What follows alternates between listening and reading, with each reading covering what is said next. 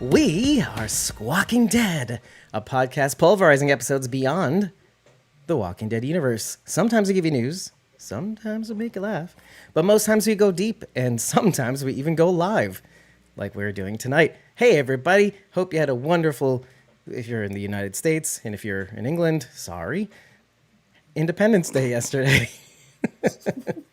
I'm your host, David Cameo, and I'm joined by Cosmo Mom 09 Rachel Burt. What? Where? She's a doll, everybody. Wow. How are you doing, Rachel? Are you feeling comfortable? Worse. What was that? Oh. Yep. This doll's talking over me. It's really... No, I'm kidding. Sharon D, a.k.a. Blazy Gardner, and Bridget, ko-fi.com/PunkyBrewster. That's PUNKYBRUISETER. And today we're here to talk about People Are a Resource episode, the third episode in The Walking Dead Dead City's inaugural season. Yay! Hi, Lois. Hey, Shauna. Hey, Wilani. Hey, Lois. Look at Wilani. Hey, Lois. Look at that. Look at Wilani. We're going live like we used to, Wilani. And Mario, the real Croat. And we got Mario. Bridget also. And then we got Sharon and also Rachel is in there too. Sorry, I'm trying to make crazy. sure I say hi to everybody. And there's Takira. Takira. Hi. Hey, So so crazy. I'm able to like text and send messages, and there's not even a phone in my hand. I'm so magical. well, Rachel, tell us, yeah, what's with your new look? Why? So Why? Sharon D's super talented mom made this Made me? super Made you? awesome You mean she crochet turned doll. you into a doll? Well, the craziest thing happened the first night that I had this doll. I was snuggling with it in my bed, and we were snuggling, and then when I woke up in the morning, I looked like this. She Freaky Friday'd a doll. Mm-hmm. Yeah, but I don't know where the human form went. Human The form. human Rachel's just standing in a closet somewhere, just standing there because they're a doll. There's just like a crumple of human somewhere, like in a basement corner, like just keeled over. Well, she's in humanness. the Croat's methane vat. That's sorry. Oh, obviously. People are a That's resource. So, Yes. well, I mean, this is a very economical form for you, and I think it's very pleasing to the eye. And if Sharon D, I feel like if any more of these are ever made, she needs slippers. so she can Okay. get to the Waffle House. I can get her to make a pair to put on the doll. Well, Like, we have to like, explain. She made. We have to explain what we mean by this, and that's if you want Do to. we though? Yes, we do every single time because people are a resource. So if you want to get your own commissioned doll, like Rachel got as a gift this time around, but there have been plenty of examples on Sharon D's Ko-fi, and that's ko-fi.com/BlazyGardner0150, which is in the description for some of these videos, Facebook and YouTube.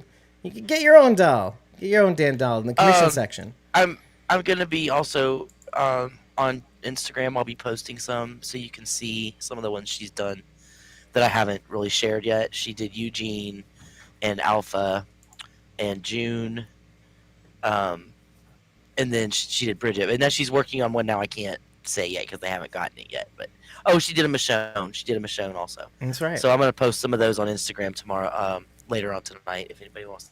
And Linda look at posted them. her alpha too. She can do anything. She can do almost any character. that she puts her mind to it, and she could even do you, maybe. Well, Yeah. she is a Yeah. witch after all. She just turned Rachel into a doll. Did Yeah. me.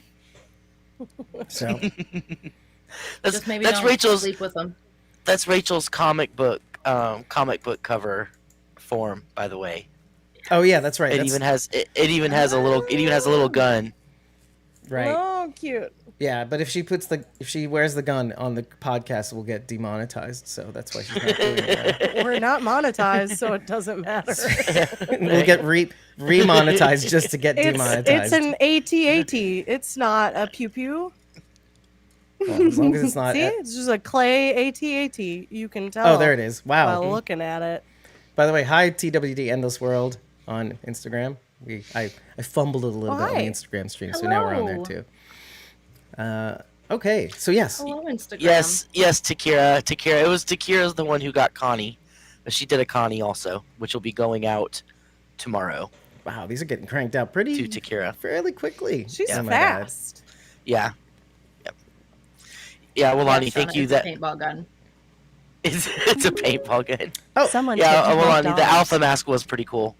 Lois, I think Lois just left us a tip. Someone Bought us 4 coffees, Someone. What? and we're now at 81% of our goal for the yearly expenses. Aw. Awesome. Thanks to the help of many of you. Thank you, Lois. Thank That's really you.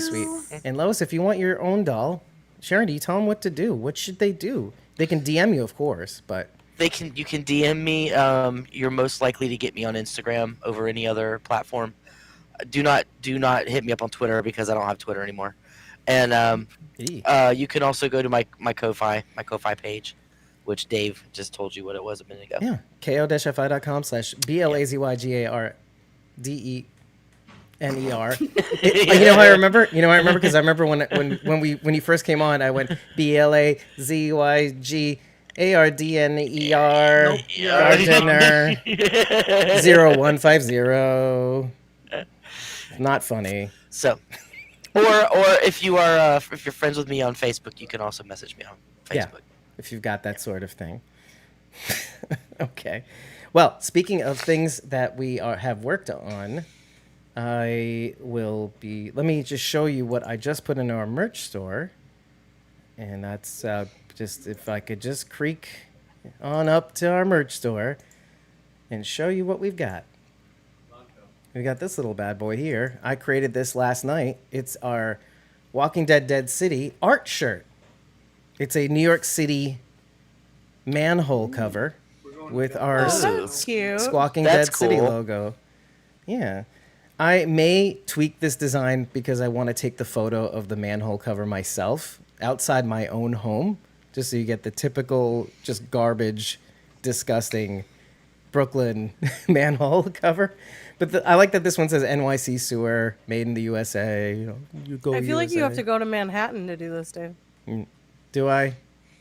Don't Yes. make a It's Brooklyn not boy. accurate. I'd have to leave the otherwise. box, and I'm in New York City. But listen, let me give you a little education. Brooklyn is a borough of New York City. Okay, so I am in the city Is it? technically, but it isn't the Isle of Manhattan. Now that is very true.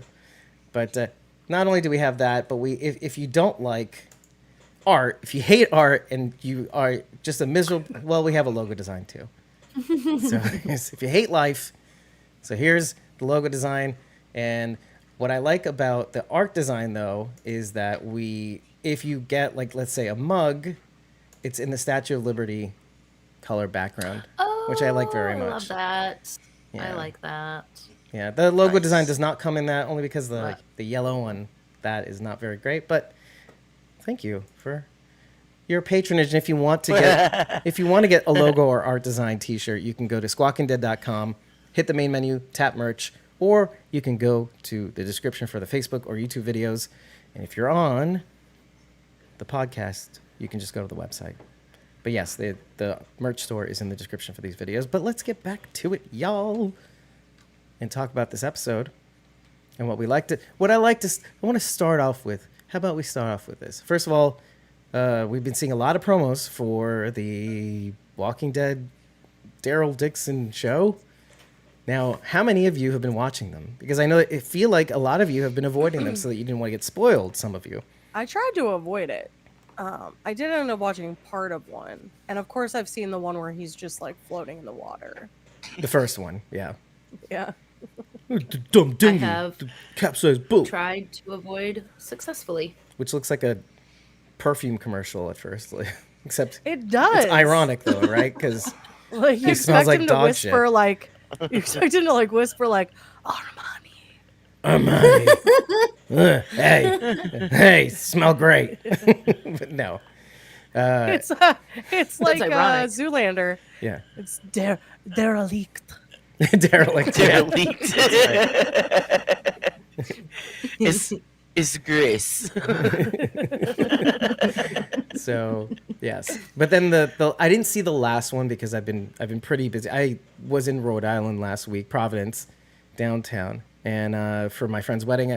If you guys remember when we were doing the countdown to Fear the Walking Dead, my friend during the midst of it, my friend had his bachelor party. Now this weekend he got married finally. It's great. It's awesome. I was part of the wedding party, so it's pretty wrapped up.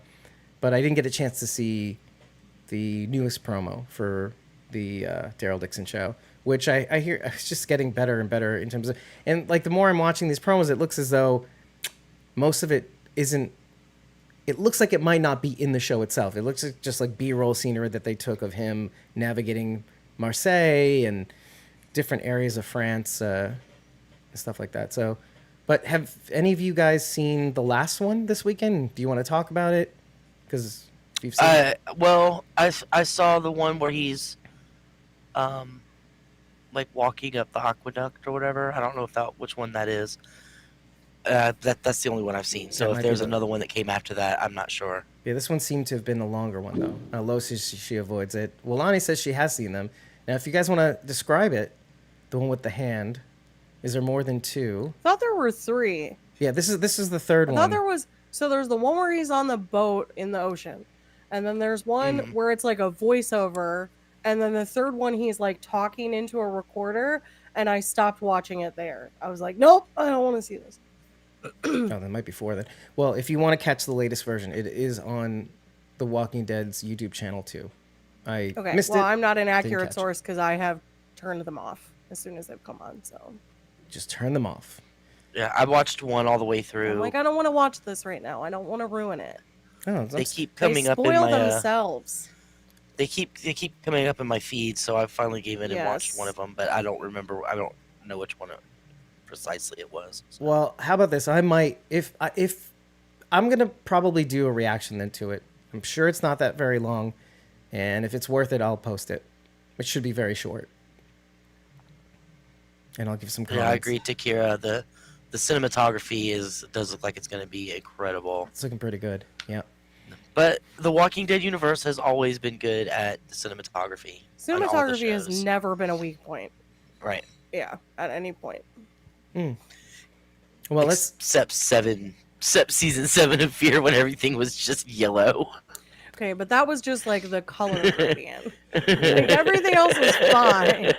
right. The the color grading, but also, yeah, I mean, some critiques on Fear the Walking Dead season 4 too. How it was a little bit extreme, kind of like Game of Thrones last season with the what do you call the whites at Winterfell or something. That whole darkened bluish. It's very dark. Okay, so that's a filming technique they use called night for day, Right. where they film in the daytime and then they put a filter over it to make it look it's really at night. Right. And you can adjust the settings on your television if you have that kind of television that you can adjust the settings on. But if you're watching on a computer or something like that, God help you. it's so dark. It is so dark. It's hard to tell what's happening in most of the episode.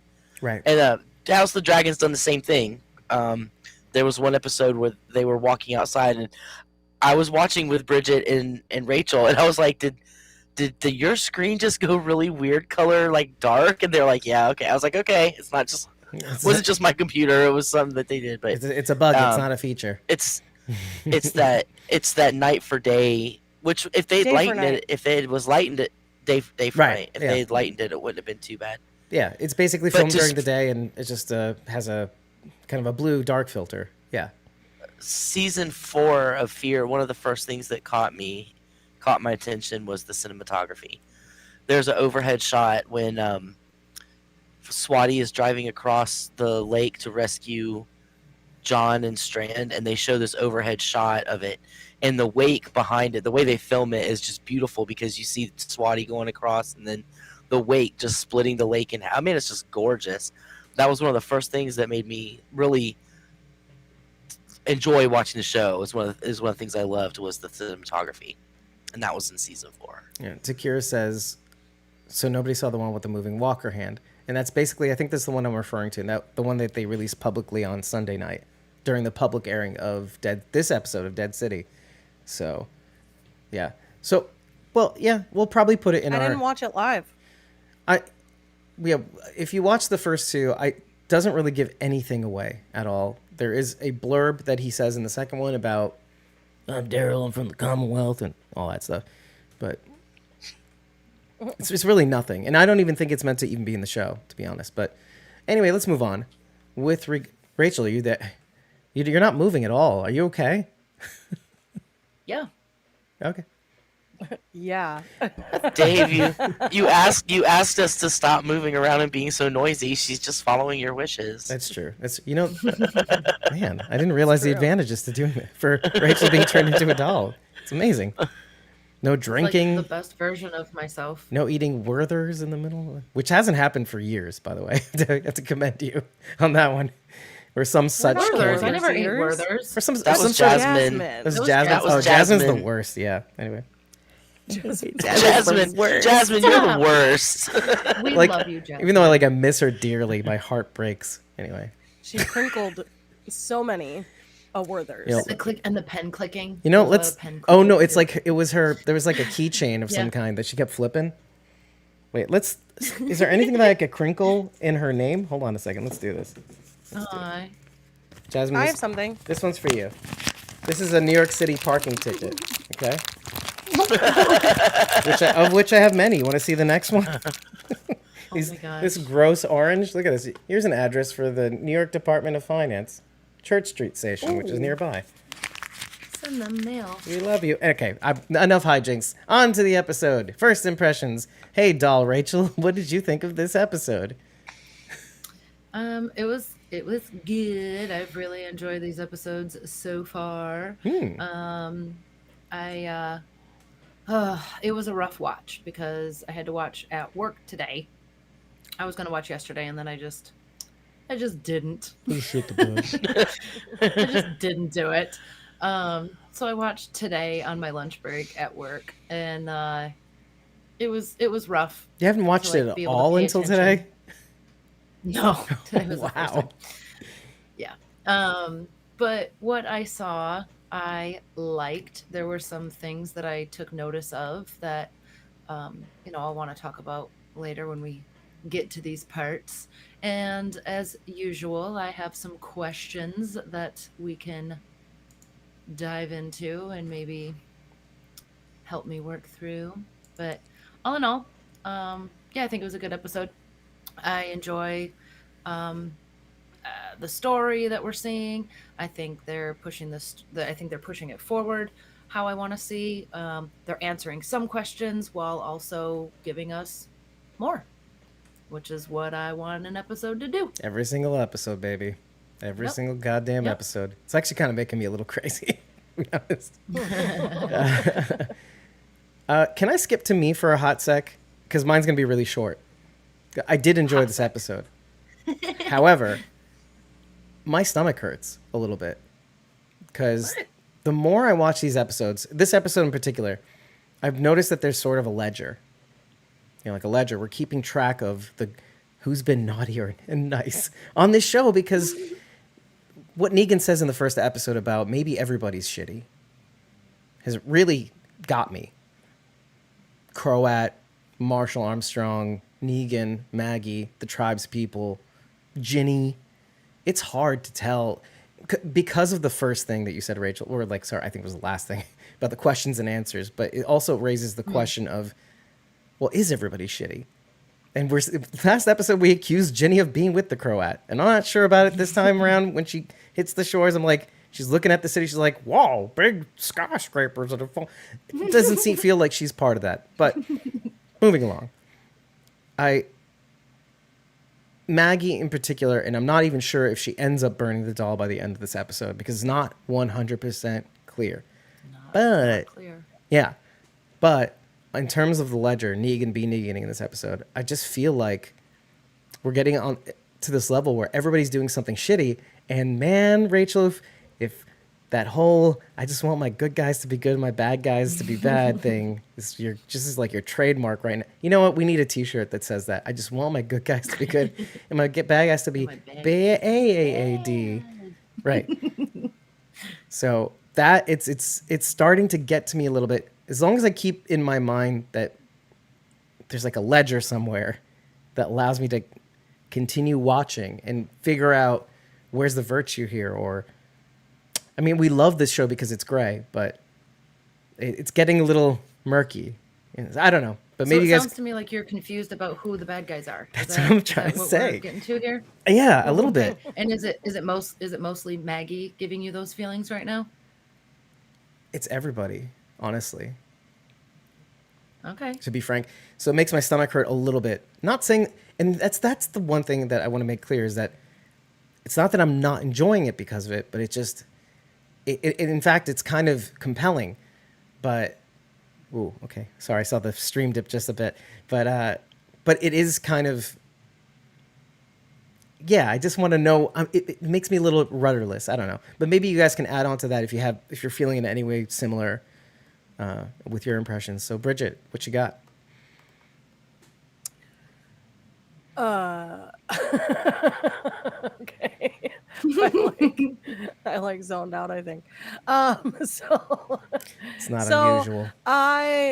It's not After I'm done talking, it's like, I just go glassy eyed. what is this fucker saying? I don't know. No, I enjoyed it. I get what you're saying. There are parts of it that make me feel a little bit queasy in a like, this how do I is feel about this? unnerving. I don't like this. It happened really badly at the end of this episode. I like visibly shot up and was like, no, oh no, no. This is not good. No. How many in times? regards to Negan and Luther, I was very upset. I was really upset. I was like, no, this is gonna be so bad. Everything's turning bad, and yeah. So I like it. I think the show is going well. I was really excited because when I pulled up AMC Plus on Prime earlier, episode 4 was up, and I was like, wait, what? Up as in watchable? No, it wasn't watchable, but it was up, which it normally isn't. So I was like it's an upcoming, right? Okay. Yeah, I got excited for a second. They're like, oh, they're on top of their screw shit. Rewatch. I'm gonna watch this instead. Can't. You need AMC Plus Plus for some exactly. expensive shit. Anyway, all right, Sharon D, what's on your mind, my love? Well, in reference to how I feel about the bad guys, I feel like they're all bad guys, but they're not all bad guys too. It's that weird gray thing about the show, right? Like everybody's good and everybody's bad. So, but that doesn't really upset me. Like I like the gray area. You know, I like to be surprised by what people do. So that doesn't really bother me that much. As far as impressions, I like the episode a lot. I liked we got information we were wanting. The Luther thing, that reminded me of Fear a little bit. Which specifically? Yeah. Tell him like it is. Nick pushing Ennis down on the antlers, which there were antlers at the beginning of the episode too. You know, little shout out there, them cracking the antlers together. So I mean, I really liked it. Yeah. Sorry, I just had to do that once. My impression of doing I really liked it. I would say it's. I mean, I don't want to try to list. We've only had 3 episodes, but you know, it's probably up there. I liked Cowboy Negan, Farmer Negan. Negan and Goggles was my go-to for the cheer up, but I think it's gonna be Farmer Negan from now on. Now, what specifically is it like? Is it the look, and is it pleasing, or is it just funny looking? It's like I can answer this. It's the hat with the leather jacket. It's ridiculous. That's what it is. Yeah, it's a weird combo. And the raggedy shirt, Western shirt hanging out from beneath it, like the edges of it are all frayed and half hanging out of his pants, and like he looks like a scarecrow. He looks like somebody built a scarecrow out in the field, and this is like somebody redid The Wizard of Oz, and this was like modern scarecrow. So he's like that farmer. He's like that farmer that's still trying to be cool. Like I'm a farmer, but I also have a motorcycle. So what you gals are trying to say is, he's outstanding in his field. so you mean Jeffrey Dean Morgan, right? Because that's what Jeffrey Dean Morgan looks like. That's his look. That's Yeah, That's I think him. it was like off-putting Jeffrey Dean Morgan. to see. It I don't was. know. He is a It was. farmer. I mean, He dresses He is like a that. farmer. He is, yeah. but it was like it's the leather jacket. Not the It's leather the jacket, leather though. jacket. The It's leather- it's yeah. like so. Yeah, they had to put the weird. leather jacket on there, and I'm not sure if Jeffrey Dean. It's like if they're like, if "Remember he this guy? hadn't had the leather Remember him?" jacket on, like initially in that scene he didn't have it, and they're like, the No, the Negan. viewer No, won't know that's Negan. no. They won't know. They won't. Not goddamn retrace They our won't know it's goddamn Negan. steps. You- No. you better leather put that jacket back on him. They'll just never notice otherwise. Where It did was you a go? Weird. Where did you It go? was a weird looking leather jacket He though. If you look disappeared. at it really closely, like it looked like an overcoat leather jacket. Like a Like, it wasn't peacoat. like a leather zip up. Yeah, There's it a looked like leather a peacoat. navy Huge peacoat leather buttons. jacket. Yeah, Yeah, it looked like a navy peacoat leather jacket. It looked that also made it look a little odd. It wasn't like his normal. Emily leather said it jacket. looked like Negan was cosplaying James. That's exactly what I was. Emily. But she also said she liked episode 1 greater than episode 3, greater than episode 2. So, It was Deegan. his Deegan. twins. Deegan. Jeffrey Deegan Morgan. Thank you, Sean. Jeffrey Deegan Morgan. Or Deegan Morgan. Smith. Anyway, I'm on your page. I'm on your page. I lime to be surprised. You know, I lime to be likes surprised. She likes Likes to be surprised. Yeah, I like surprises. I like turtles. Anyway, Look here, Thomas. Don't start. Thomas, yeah, we have. Okay, I say we. I have Uh, incredible fashion. I'm not going to speak for everybody. I don't know if people like. I like how I dress. I'm a be t-shirt on and that jeans runway. kind of gal. it's designed by Kirk Manley. Your current outfit. When I try, right? Look at this, and it never comes off. I'm just looking fly all the time. How do you? Never mind. It's kind of like a Daryl situation. Yeah, a potential And I- Daryl I situation smell fantastic. for I'm now. wearing, derelict. Daryl, say it right. Derelict. That's right. Derelict. Daryl leaked. Derelict. Daryl. Derelict. He leaked. Ew. Ew. That's gross. It's better than derelict.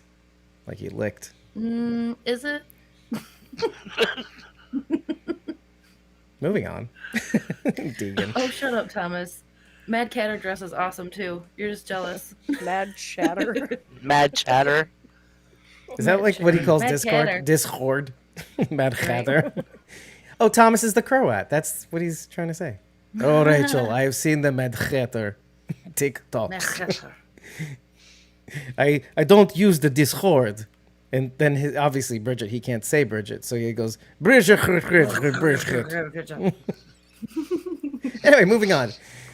So where do we begin? I wanted to say right from the start. Let me talk about Cowboy Deegan. Cowboy Deegan. Right from the start, when Ginny's going through the woods, the first thing I noticed is obviously the color grading, or the saturation, really.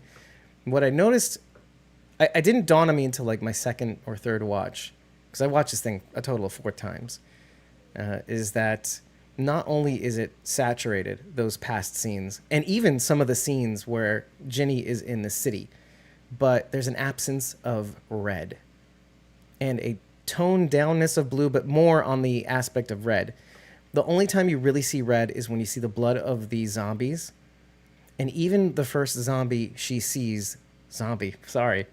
Man, What's a people, zombie? people are Who going are to attack me you? for this one. Fleshies. The first fleshy that she sees that Negan basically killed, who tried to kill them the night before. The mouth is green. So they missed that bit of the color grading in the saturation element in the beginning. So if you watch the opening scene with Ginny finding the body dangling from the tree from its midsection, and you see the mouth is kind of greenish blue. So they kind of missed that part of the absence of red. And so it's supposed to be red. Obviously, it's not supposed to be like he licked an ice pop, a blue ice pop. So it's supposed to be red. So I'm bringing this up for a very specific reason. Is it because it dawned on me at the end of my third watch that what Negan describes as when he flies into a rage. What's going on? What happened? Why did you do that? That's very funny, Bridget. Oh, what kind of bucket are we drinking Can from? you just ignore me? while I'm Baguette. She called you doing this? baguette. He did call me baguette. Anyway, so what I noticed by the end of it was when Negan does fly into a rage, because he does reference Lucille in this episode, is he is all that he can see is red, also similar to Morgan, and so there's very key points in this episode where like red is flicked on, like the heater in the Croat's office, and so there are some red elements in the arena as well, turned on. And so it's very interesting to see that Ginny represents this calm, centered part of Negan's life. It's surrounded by green. Even when she reaches Manhattan, or even before she reaches Manhattan, there's not a shred of red around, except when you occasionally see a zombie and it's a muted, toned down red. So I kind of liked that somebody here is playing with us cinematically, trying to indicate certain things when it comes to what the good is out here and what isn't. Because it's nice to go off the heels of what we just said about it's hard to tell from the ledger who's the good guy, who's the bad. I can't figure it out. Well, Ginny might represent the good, at least in that point. And so when you watch this show cinematically, there's always like a little bit of surprise when you see some of the color elements in this show, and the absence of red in the Ginny scenes. Oh, let's read some of the comments, not Thomas's. No, I'm kidding. Let's see. In the words of Michael R. That's here says, in the words of Michael R., his name is not Daryl. It's Darrell. Darrell. Durl. Anyway, what kind of what kind of bucket are we drinking from, Baguette? And Takir says, I refuse to use Dead City's walker names. Fleshies. I like fleshies. Most people hate it. I don't know why. I do this with almost every spinoff. And Thomas says, just call me Butter. It sounds like something else. That's why. Yeah, like Fleshlight or something? Yep. Yeah. Mm-hmm. My point stands. It's fine. Okay. So what do you guys have any things you want to point out in at least the past scenes with Ginny? So based on everything you just said and explaining with the color grading and everything, are you on Team Ginny? You think she's trustworthy? You think we can trust this little girl? I think so. From what we've seen in this episode, I think what we said may be wrong. I don't think she's working for the Croat. It would be surprising if she was. Yeah. She is It'd going be to a blow twist. up Maggie, though. Oh yeah, she's definitely blowing Maggie's spot. Yeah, I saw somebody say in the comments in the chat that the first word she's going to say is don't trust her, Negan, or something to that effect. But correct me if I'm wrong. Like that's gonna It was Thomas. He said, Thomas, she's lying to you. Yeah, Takira says that bitch is Ginny's lying. first words. Yeah. That's what they said about Sadiq, and look what happened to him, Takira. Thomas wants to know if we all have guesses as to what Ginny's first words will be. Right. Will she ever speak though? I don't know. I mean, she's got to, right? Because that's gonna be like Annoying? a big thing. Well, it's gonna be like this big moment where she finally talks. But what is it? What is it gonna be? What is she gonna say? Listen, I've played The Legend of Zelda. Link doesn't talk, so I'm okay. I with her don't not think talking. maybe she won't talk. Maybe she'll just whistle. Maybe at the end she'll turn and Shittiest she'll be whistle like, ever. Well, you do hear that whistle in the preview for the episode next week too. So it's kind of interesting. I don't know who's gonna do it to whom. Oh, Takira says, "Oh my God, Sadiq! I just shamed Takira into silence. That bitch is lying. Oh my God, Sadiq. She needs Condi's writing pad. Yeah, I think so too." Takira says. I found the flashbacks to the woods to Cowboy Negan. Cowboy Deegan.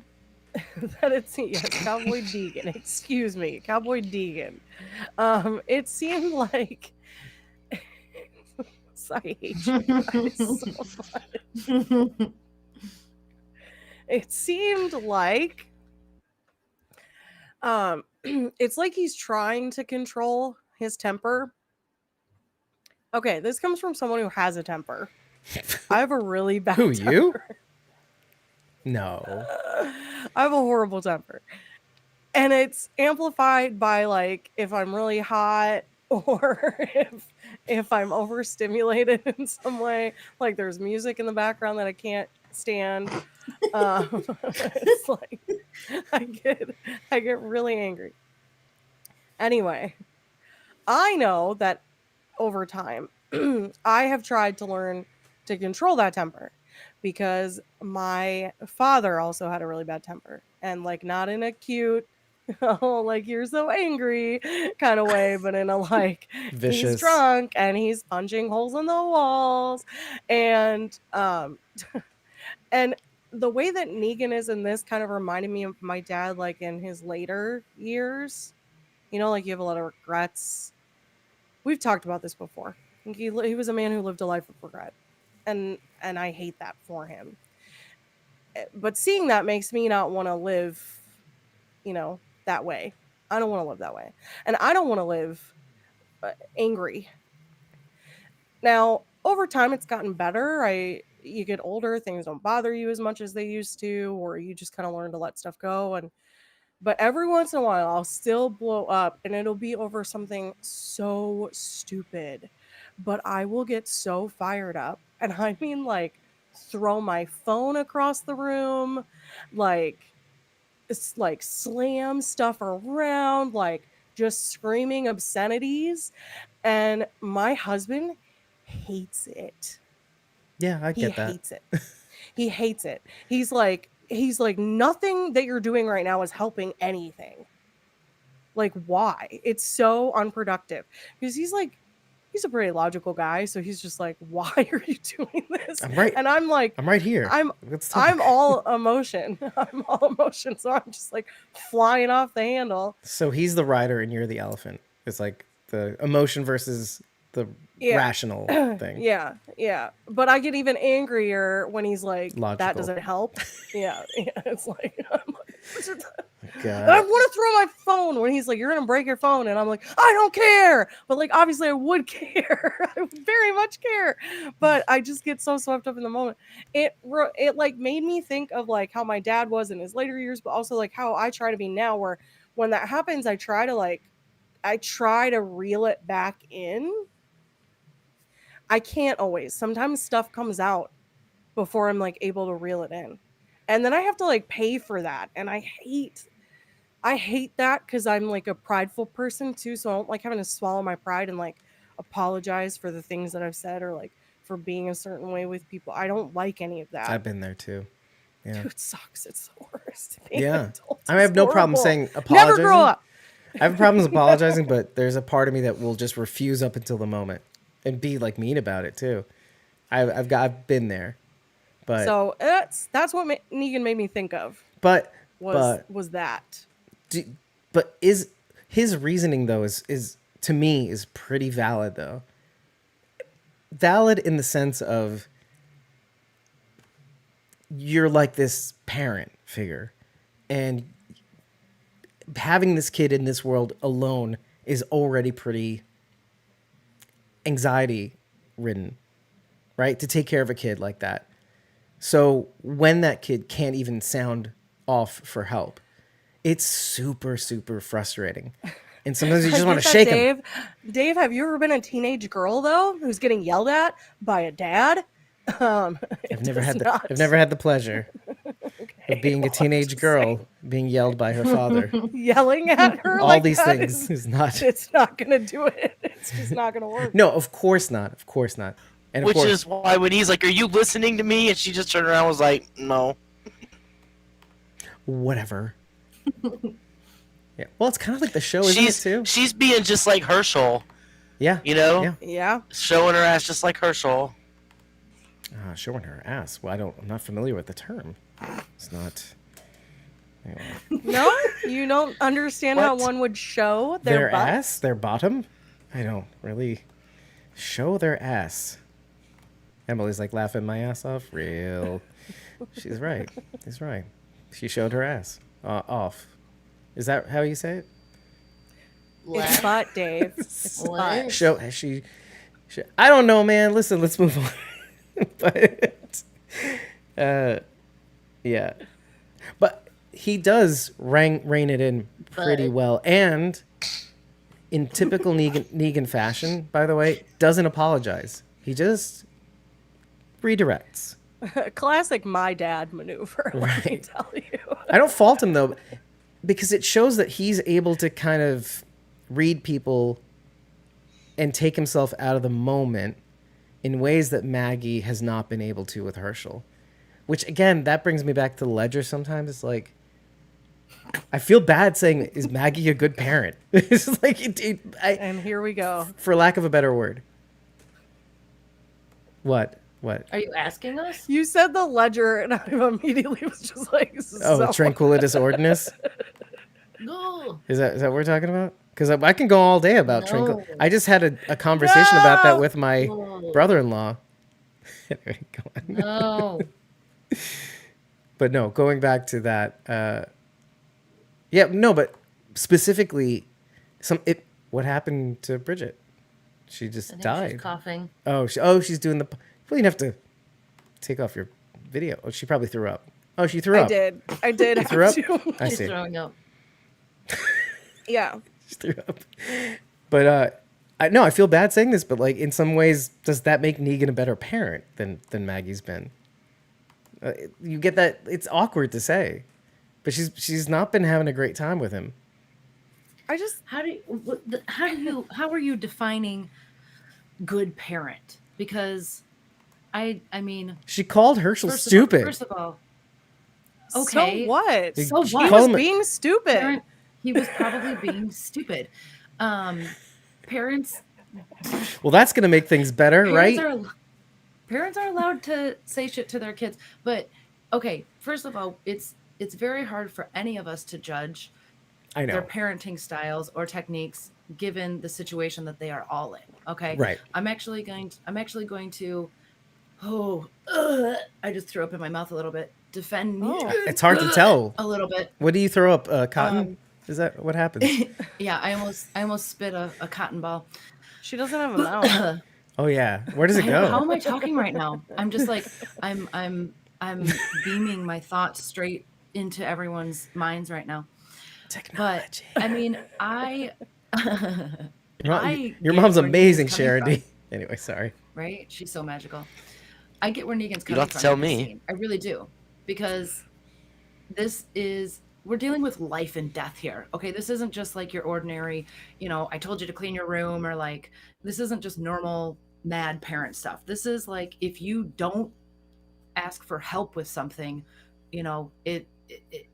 it's not something that's just going to pile up or we can get to later. You're going to die. You will die, and then there will be nothing. So you have to communicate in some way, shape, or form, or you will be dead. Right. So I do get why he's, angry with her. And he's like, I'm glad he thought the situation through enough and came up with something other than using her voice so that she can, be comfortable or whatever. But I get it. What about I Maggie, don't though? think that Maggie, I think Yeah. Maggie is doing her absolute best. I think that Herschel is a teenager, and having one of those, I know that they are assholes, and Herschel was probably being stupid. And Well, she said- again, I'm going to say the same thing. We're dealing with life and death here. If Herschel does not listen to his mother, he will die. And maybe it goes Right, to what oh, go ahead. And look what happened when he didn't listen to her, because He she got said smashed. he grabbed a brick and a shovel like that was going to help anything. So he Yep. went out to go after attackers with a brick and a shovel. No wonder he got caught. Like, No dumb wonder he kid. got called This was stupid. after- He's a born New I Yorker. know. A brick and a I shovel. mean- Training day. Stupid. Listen to your mom and go down and hide, and you would be here, and she wouldn't be there with me. Like, you just caused a whole bunch of shit because you wouldn't stay where you were told to be. Carl. Stay in the house, Carl. Yeah. Stay in the house, Lonnie. Carl. Rhee. Lonnie, you're absolutely right. Kids think they are invincible. Kids Yeah. don't think about. They don't. Kids don't think about that kind of stuff, which is why it's up to the parents to, I mean, basically, especially in this situation, you have to scare the shit out of them. You have to make them so scared that they listen to you. Yeah, unfortunately, I think that's what Maggie's been doing, and I don't think it's working. And I also acknowledge also that not every parenting style is going to suit every single child. Meaning, you got to kind of like Negan does in this episode. You just have to figure out the right tactic, right? But I maybe was a real Herschel. You couldn't have told me nothing as a teenager. Also, we have no idea. We have no idea the kind of shit Maggie's done in the past few years that Herschel has seen to Right. keep the settlement going. The things that who knows what she's done. Maybe she did something that really pissed him off, and he's like, "I'm not gonna listen to you anymore because I can't believe you did that." And maybe it's a situation like that we don't know about yet. You know, could even be was the around, opposite. and he's Oh, sorry, I he didn't was see your around and he mouth did- move. yeah. No. Sorry, I'm just kidding.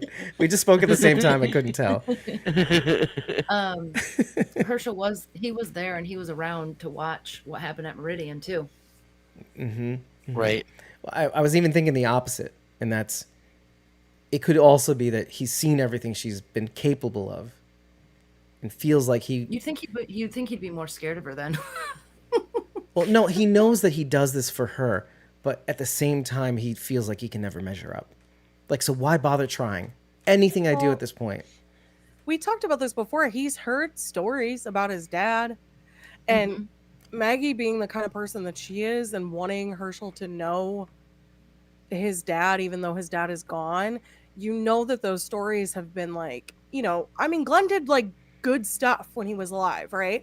But it's like told from that perspective of like someone who misses that person. And so I'm sure like in his head he can never live up. How could he ever live up to either of his parents? Right. I mean, speaking about the ledger, what is Maggie? Wait. But what is Maggie without Glenn, in a sense, right? Because Glenn unstable.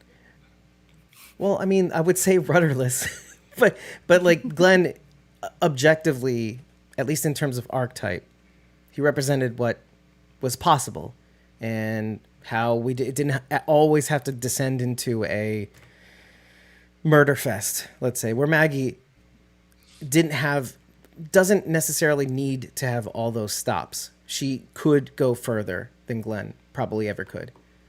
Even though we've seen Glenn go further, and it tore his soul apart. It made him think that he was doomed in some senses. So it's interesting to see what that looks like in the real world. But regardless, I still go back to what I feel in that moment, and I want to tie it into something else, and that is obviously he sees his mom do all these incredible things to keep him alive all these years, and he feels like I will never be able to compete with this. How can I possibly contribute? But I also think I don't blame Maggie, because she does have this outpour when Negan opens up to her, and it's before Negan opens up to her, and he says, "I have nothing. Everything and everybody I've ever had that meant to me in this world is in this box, and the only one left is Herschel." So she's losing it, and I get it. I do get it, and she's known this ever since. She's heard everybody she cares about is gone, like even Enid, right? Even all the people that she's lost over the years. So that's it. And so I get it. You feel that throughout this episode too. A lot of people said a lot of things that I missed in the chat. I remember Shauna saying something to the effect of, I knew... It got to the point where I knew I got a bad report card, and she yelled at her mom saying, "I know I'm going to go to my room for 6 weeks and never leave," or something to that effect. I can relate to that. Like, I already know. I already know I'm in trouble. Yep. And that's Herschel in a sense. I already know I'm a fuck up. So why? Let's skip the fighting part of it and just go straight to the punishment. Tom says Maggie can always use. Oh, go ahead. Maybe he's like, remember how Henry was? I've got to do good and go save everybody. I've got to stand up for this person and be the good person. And maybe that's how Herschel feels. He's got to go be the good guy and, do good things. Why wait? I gotta start living up to my dad, Right. and Yeah. Maggie is standing in his way. Or even up to her, even. More than I can't live up to them ever, so I'm not gonna try. I think it's more like I'm gonna get out there and do it, whether you think I should or not. Right. Yeah, maybe he just got tired. Maybe he got tired of feeling useless. It's like, well, even if I'm useless, I got to do something. That invincible Teenagers shit. also think they know everything. Mm-hmm. So we know he's been like skipping out on his training. He's probably like, I already know how to like kill stuff. He's probably like, I know everything. He like went to like one lesson and he's like, I'm a pro killer now. I don't know if that's the case, but I'm a pro killer. I'm a pro. I play video games not in this world at all. I'm a pro killer. I can do it. All I need is a brick and a shovel. I just need a controller and a TV. I want him to get some sort of vindication with this brick and shovel moment. Like, Right. I want him to like later in this season, like knock a brick with a shovel like a baseball bat, and like kill someone that way. Or just like, okay, stand right here. I'm just going to use the shovel as a mortar, and then I'll just put you behind a brick wall. Just stay right there. Maybe he was getting Karate Kid trained, you know, like this fighting move is using a brick and a shovel. wax on, wax off. These are not getting any better. Even. I thought I kind of went low and just anyway. Takir says only. I don't know. Do you think we'll see a fighting moment with Herschel? I mean, we know he's, being captured. Is he gonna fight his way out? I don't think that's his lane. Right now. Stay in your lane. Stay in your lane, Herschel. Be captured. I mean, I can see him grabbing a gun and shooting somebody, but like hand to hand fighting somebody off, no. But like grabbing a gun, because he was totally prepared to shoot Negan when he was like 8 years old. Mm-hmm. You know, I think he'd be okay with that, but I don't think he'd be the hand to hand. He'd get his ass kicked. I can see it happen too, though, and I can see that being something the Croat would definitely want. He wants to see the killer instinct in Herschel. I think he wants to, similar to Pearlie. I think he wants to see something come from within. So if the reason Herschel was mad because Maggie wouldn't let him do what he wanted to and go out and fight, maybe he wanted to go fight and Maggie kept telling him no, go train more, so maybe he goes to the Croat and the Croat's like, yeah, go kick this dude's ass. Yeah, you're ready. Go kill these people, and then Herschel's like, yeah, that's what I've been wanting to do. So could be. I can see in the theory that Herschel gets turned to the Croat side. I can see that as a viable reason. Right, he made it easy. He's not very complicated. People are a resource. Let's do it. If you fail, you could just become methane. Also, by the time Maggie finds him, Herschel doesn't want to leave. Herschel's in a vat. Could his anger at Maggie be because they didn't kill Negan in the world Walking Dead? Oh, that's interesting that he's held on to it that long. Like, yeah, maybe that is the impetus. And we mentioned that also. I remember saying it distinctly when we saw the look on Herschel's face as he's looking at Negan in the distance. I felt like that was something that wasn't going to go away. And maybe that's it. She's been pissed off at her all these years because he let never Negan go. He let his daddy's killer go. Interesting. Okay, let's put that in our hat. Keep it in New York's the I Love New York hat, and we'll just see what happens with that. Let's read some comments though. Okay, I'll say it, Thomas. He was building a brick pizza oven. Needed the shovel, obviously. Thomas took it a step further. Shauna says, hit him with the brick, bury his body. Yeah, there you go. Will they throw him in the cage with a shovel and a brick? Yeah, probably. If the Croat pokes him long enough. Takira says, if Maggie didn't teach him hand to hand by now, maybe he's a bad parent. Maybe she is a bad parent. That's the necessity. I think she was trying though. Emily says, I'm not saying she didn't teach him. I mean, he's just still a kid. he's not going to be super proficient against adults because he's not in Padre and he's not a 7-year-old Right. with a chair. From the egg. So Who's- he's not who's going to actually be that 30. proficient. Yeah.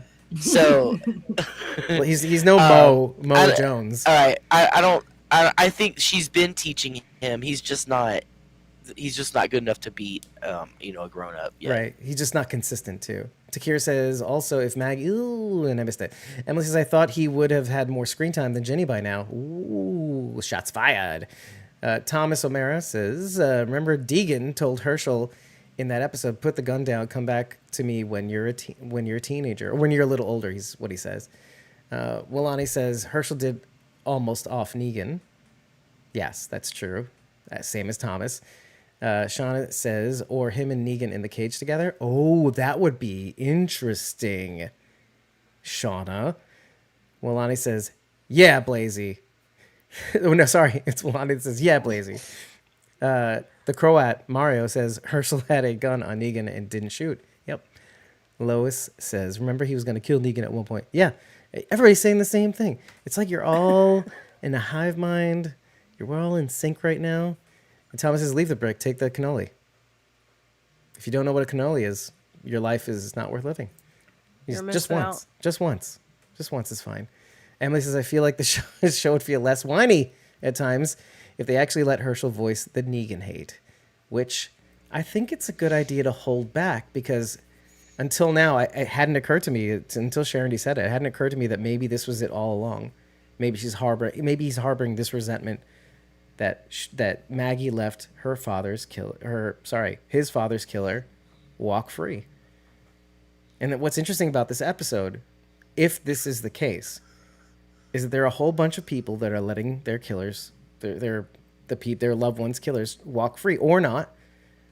But then also, there's a whole lot of people who are mourning the loss of the people whom they loved, even the Croat, even Pearlie, even Maggie, and even the tribes people sitting across the table before they eat.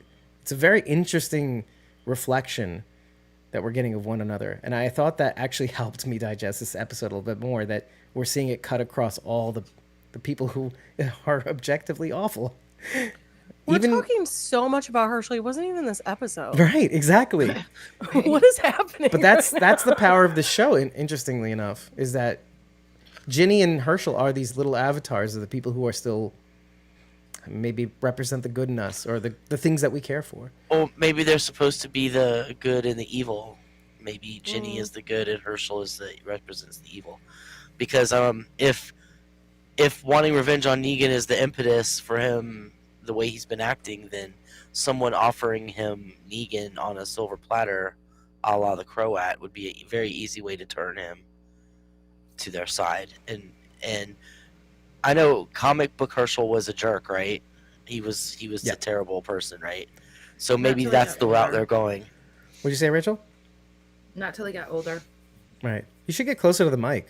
I mean, not or turn up the mic gain or something. I don't know. What do dolls need? Do you need a mind meld with the mic? I don't know. I'm just beaming my thoughts into everybody's head. Well, beam louder. Beam louder. Oh God. I'm just gonna read that. I don't want to read it. Thomas, this isn't Game of Thrones. There can only be. What are they, Targaryens? It's actually Game of Bones. Anyway, Emily says, I will not get my hopes up with the writers giving the Rhees good arcs at the present. Shauna says, would Herschel be more angry at Rick than Negan then? Jail is not something that is common in this world. Just whatever version of justice is what he had seen most of his life. That's interesting too. I have to admit, because you could attribute it more to Rick. But Rick is an abstract. He's never met Rick. He has no idea who Rick is. Rick letting Negan go 7 years ago would have no impact on this kid whatsoever. Sure. Watching his mother blatantly let his dad's killer walk away in front of him as he stood there and watched would be a lot different. Yeah, that was a gutting scene. It just took me out of nowhere, and wow, thinking about it now. Okay, so we've gotten this far. Let's see where we can go from here. Where do you guys want to go from here? Can we talk about Pearlie? Can we talk about something happy? We talking about something else, like just not So Herschel. let's talk about the ledger. I'm kidding. I did want to bring something up that the Croat actually says after Pearlie's fight in the cage. This is kind of want to bring up these big points first before we forget about them. He says something to the effect of, and he says, "I don't enjoy such barbarism, but it had to be done." And That was funny. and isn't that interesting, because Marshall Armstrong says the same thing to Jono, his marshal in training, in the first episode, right after he kills the Michelle Hurd character, the bartender, or the bar owner.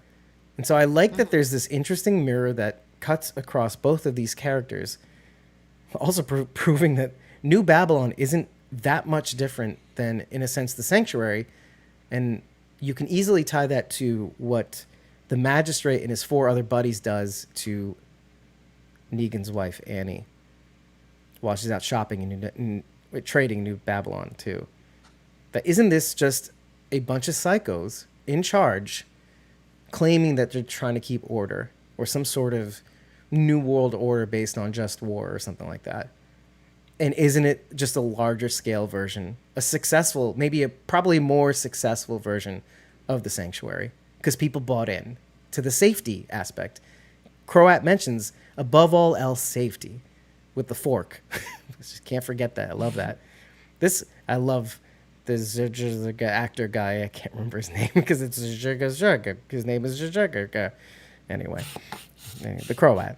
Sorry. That is Sorry, not his Mario. name. I'm sorry, Mario. Oh my I just don't goodness. remember his name. And I'm sorry. The real Croat. Anyway, but He's that guy. yeah, no, it's interesting. But do you guys think that that's accurate? That the story about the magistrate doing more things than just robbing and beating Annie is just another version of the saviors?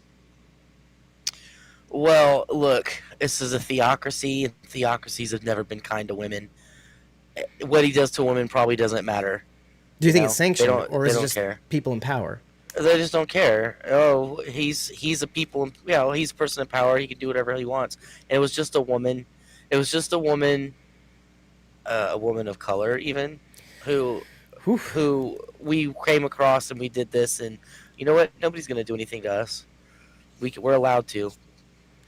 We're And keeping the women in their place. no wonder why Negan feels justified. This isn't how it's supposed to be. At least he has a sense of right and wrong. So, okay. What's that? Rachel, is your beaming device working correctly? Someone's setting off fireworks. They'll In beam a them trash away. can? It's like someone beating on a trash can. Is Maggie's dino in the trash I can? mean, it's Bay City, so maybe. Oh, there's a lot of comments coming up. Takira says, didn't the Croat actually call it a sanctuary? Yes, he did. And because it's deliberate. It's the new sanctuary. Shauna says, yeah. Oh, he's taken a lot of things from Negan. People are a resource. He took that and twisted it. Oh, It's yeah. a sanctuary. He took that and twisted it. Yep. Everything, all of Negan's big, blatant things, he's taken and twisted to his own. Because people are a resource. Sure, Negan saw people as a resource to go and find him stuff, not to use as power and huff them. Well, right. That was really gross. He saw people as the resource. This is why we do it. We do it. They help us. We help give them safety and protection, etc. But you help us. And also you give us your shit. But that they stay around. This is why we do what we do. The Croat, it's Right, the exact that was opposite. why- They're expendable. That was why he got so mad at Simon, because Simon killed all of the trash heap people, and those people were a resource who were out finding him things and giving him stuff to help him survive. So it was this very people are a resource, not in the same way. I just love how they've made this People guy are a natural resource. the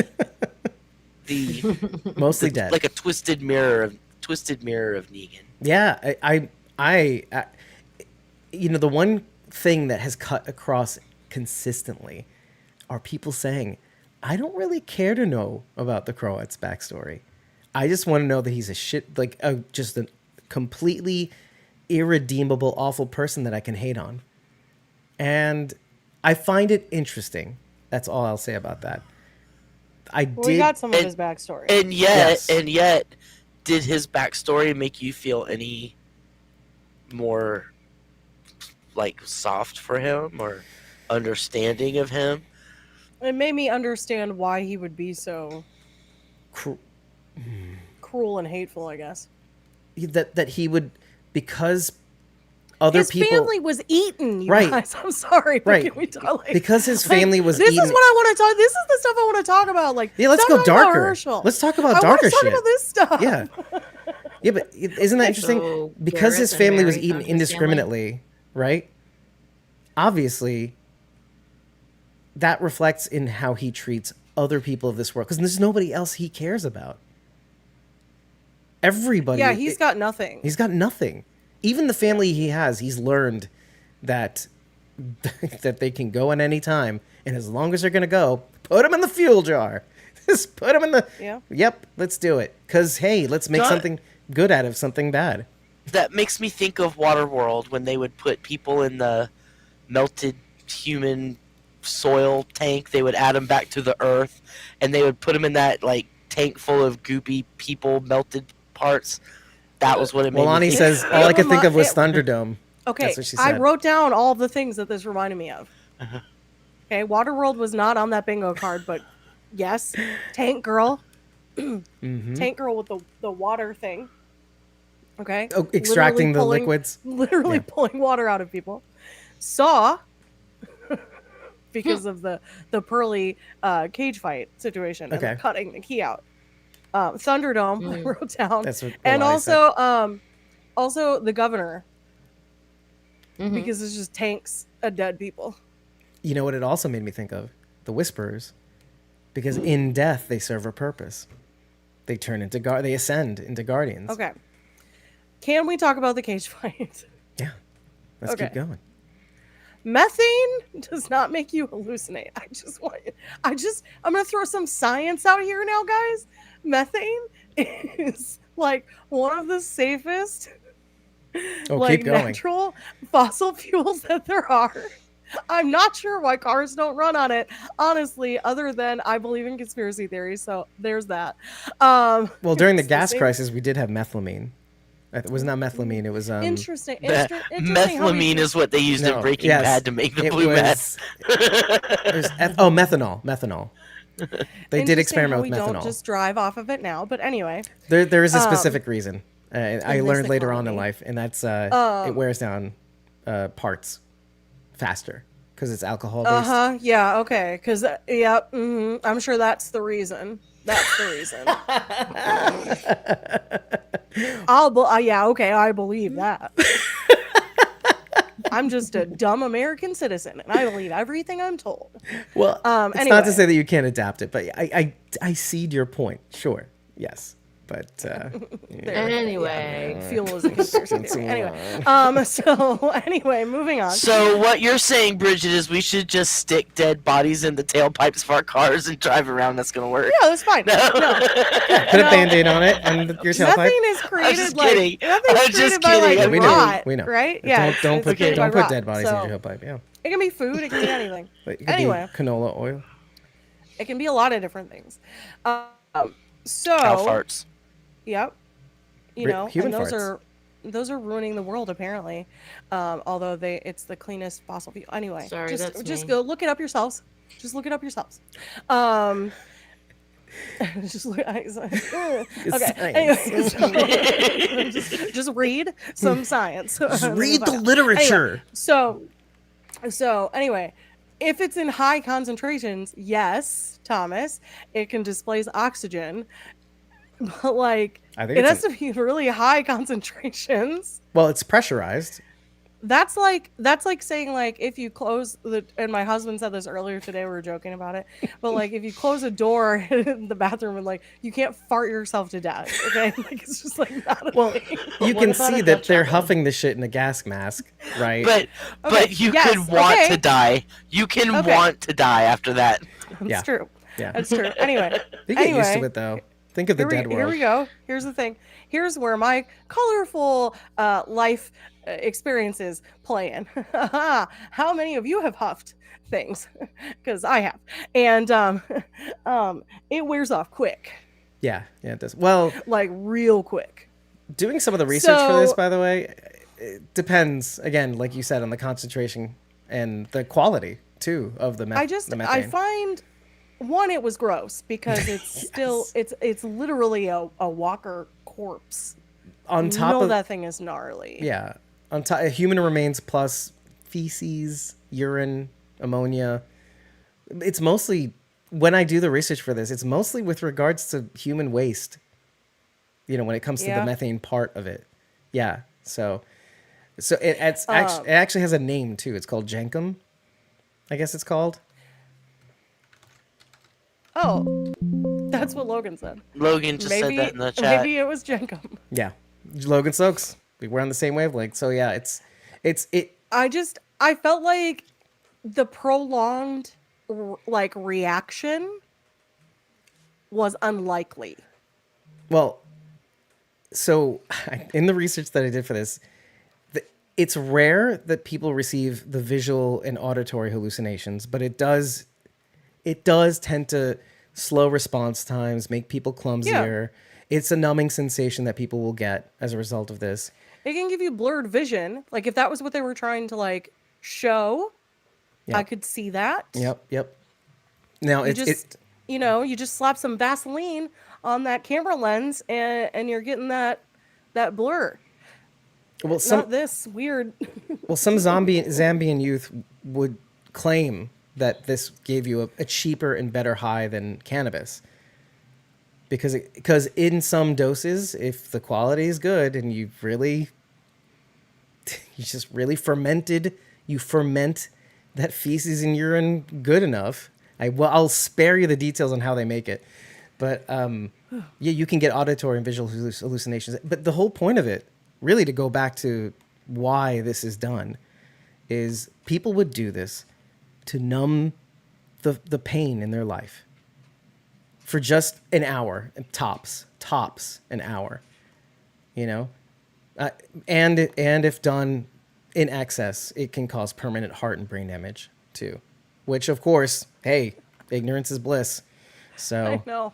I had heart failure. I gotta look there you back go. on my past. Is that how it happened? Oh Whoopsie God! daisy. Oops. Sorry, Bridget. Oh, you Never do caused that permanent again. Damage to your body? Good call. Good call, Bridget. In her 20s, good call. Oh man, cautionary tale. Maybe. Don't have things. Don't do it. Stop it. Snap out of it, Herschel. A guy I knew went crazy and shot a gun at the fire station after huffing too much. Is the huffing methane, or doing whippets? Whippets. It's not whippets, Dave. No, I know. It was car starter. But fluid. you can huff. Oh God. Anyway, That's A guy that I I'm worked fine. with, I'm fine now. I'm fine. a guy that I worked with, his son was huffing paint, and he died at 14 yeah. from Yeah. it. Yeah, It's don't huff serious. things. That will No, give you a don't have rush. things. Don't do that I either. I did go there, Logan. Logan knows. Logan knows what I speak of. Anyway, Logan and I have been friends for a very long time, just so you guys know. Logan's got the goods on you. Hey, Logan. No, don't He do does. it. And Thomas says Ordimus Jenkumus. So don't do it. The order of Jenkum. Don't. It's just fart theory. Anyway, I make jokes because I have trauma. Anyway, it's not funny. It's not funny, but some of not us are funny. laughing. I don't know what Anyway. doll Rachel's doing. She still has her gun. She's getting ready to shoot. I don't know. okay. So So more on the arena. I think this is what you wanted to go back to, right? Well, Copium, is that what you're reading? The copium got me. Okay. Gotcha. I'm gonna cough. I'm so sorry. That's all. Let's all wait till Bridget coughs so she can cough again. Okay, kidding. It's horrible. It's so horrible. Anyway, the cage fight scene was awesome. Thank you for cutting off a head with a pair of handcuffs. That was amazing.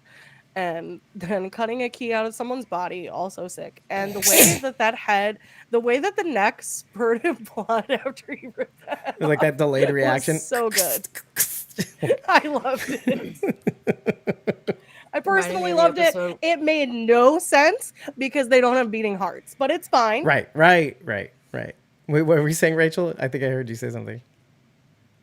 It reminded me of that episode where Merle was gonna hand Michonne over to the governor, and he ties her to that post while he's trying to start the car up, and she does the same thing to a walker with I don't know, whatever she's tied up with, rope or string or whatever, twine, whatever it is she's tied up with.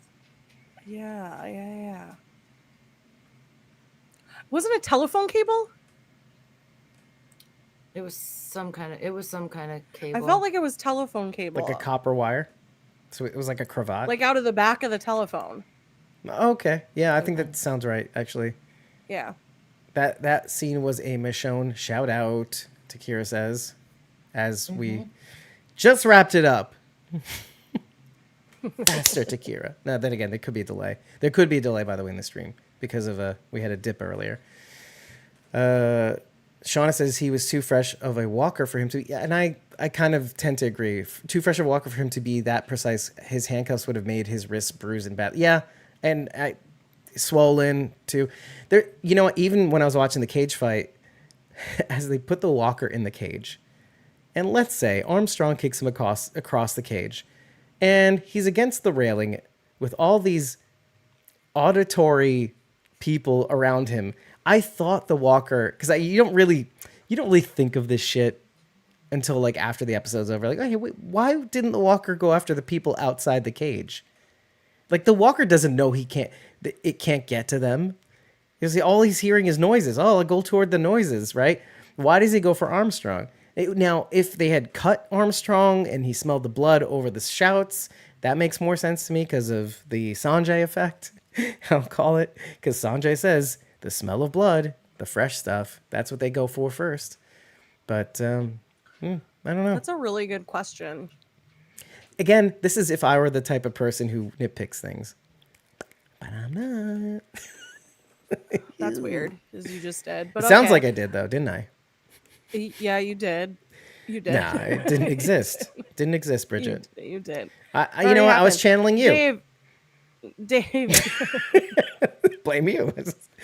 Copium. do you want to talk about the Croatian song? Because I know you know how to say it. I don't. Oh, proplacace ora, which means dawn will cry. It's basically his. How emo. It is It's so about emo. unrequited love. It's like if it wasn't so absolutely sad, it would be. Is emo. that Don Dory that's gonna cry? No, it's DAWN, and also it's Dom Dory, DO. Dominic Dory, double D's. God.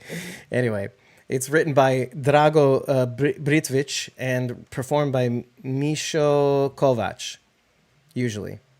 And by the way, that version that plays on the episode is probably the better, the better of. Mario said you nailed it. Yeah, man, I'm with it. I actually looked it up on how to pronounce it correctly. Anyway, thank you. Listen, I do the research, and sometimes I slip up, and I will admit to it when I do, but this time I didn't. But the versions of that song that are out there, some of them sound like dance mixes. I'm like, no, that's the appropriate version. The moody choir a cappella version is the one. The other ones just sound more upbeat. There's like a sandstorm version of this. There's a kind of like, it's because it was made in the I want to say it's the 60s. if I'm not mistaken. But either way, it popularized in the 60s, let's put it that way. So then you get into that 60s, early 70s kind of like that kind of dance-ish boogaloo sort of thing going on. Anyway, Like Disco Duck? I wanted to go as far as say disco-ish, like that pop disco, but anyway. But I'm not going to get into the lyrics, but it basically goes into a man who's heartbroken over the loss of his love. Now, we're not talking about death. We're talking about a woman who ends up choosing someone of means, let's say, over someone who makes her life feel complete. He knows this. The singer knows this, and he almost cries for her, for what she'll have to endure, in a sense, just to have a life of safety, let's say. We can link it to the episode. Just to have that life of safety, what are you willing to sacrifice? So he cries also for her, and that she will never feel that as complete as she was when she was with him. Just spending time with him at dawn, because it says the song means dawn will cry, meaning every time you wake up with this man, my heart goes to you also, including me in my dark emo sadness. Like I cry for you too, because you will have to go through that, because I know what our love meant to us. I just want to see if there was one more thing. Yeah, okay, that's really the basics of it. It's just very emo, and it's very choice too, because the songs that are sung in this episode are applied to different people, not really the people who are in the same scene. I find, because you can apply the. Because I was thinking actually when Dave, you just said that song was choice. What? You used choice just then. Like what? What's wrong with the word choice?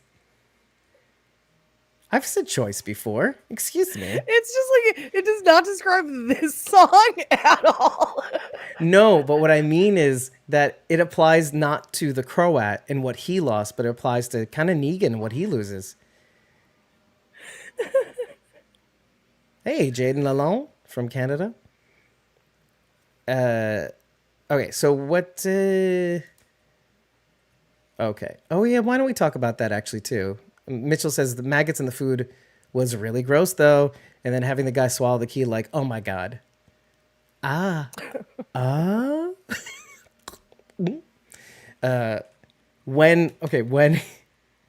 When he saw the maggot, okay, that was very dramatic. But It's so gross. he accuses the server, and I feel like the server was going to say, I wasn't responsible for the food. There wasn't, but it didn't matter. Right? No, it didn't matter. Right. It was all a show anyway. It really showed his version of what people are resource means. Anybody and everybody's expendable. To make a point. Right? Negan made a point at a last resort. The Croat, and you almost have to hand it to him. Because it really shows the differences between a good guy. Well, a real bad guy. Instead of Negan was bad, but he had his reasons. He had his raisins. This was one of the scenes I wanted to talk about too. I think they made a choice with the camera too. If you notice how steady the camera is when it's pointing at Armstrong, and it's like kind of jostly and all over the place when it's pointing at the Croat. I think they're depicting his Nice catch. unstableness Yeah. versus Armstrong, who was mentally stable. It also I made can't me take wonder. you seriously. I can't believe this has gone on this long, too. I can't take you seriously. As a doll. Okay, wait. I have something to ask the I'm audience. sorry. If you like Continue. doll Rachel, that's fine. But if you want physical Rachel to show up on the camera, just howl Physical Rachel. physical Rachel.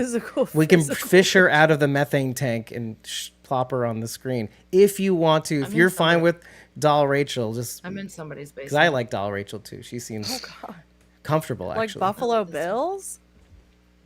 So, Yes. okay, can I keep talking now? or- Yes, yes. like Bridget said, hard to take you seriously. She's bringing up such good points too. I know. You're right. You're right. Okay. Okay, I'm sorry. Okay. So the stability of the camera. It's like the most serious version of me. So with the camera choices that they made, it also made me wonder if there actually was a maggot in that meat, or if he was seeing it. Because Oh, I assume the meat was cooked, right? And wouldn't a maggot have like died in the heat? I mean, I know they thrive in warm areas, but not that hot, not to like cook the meat to an edible degree. Emily says, actually, Rachel. So I'm assuming she'll get to it. Except when they showed it from a different angle, like from the side, you could still see the maggot sticking out of the meat, like not from the Croat's I was angle. watching it on my laptop. Yeah, so I didn't didn't notice until I watched it on the big TV today. But you can see the maggot sticking out, and I'm not sure it was alive anyway. Like I feel like he cut the meat, and like it was when he cut the meat, or even like he set it looked up. like it was I don't It know. was crawling through that. It was Oh, a little yeah. squirmy. oh, to it me. was still there on the side, but that doesn't mean anything either. They had to get a anyway. maggot wrangler and everything. A maggot wrangler.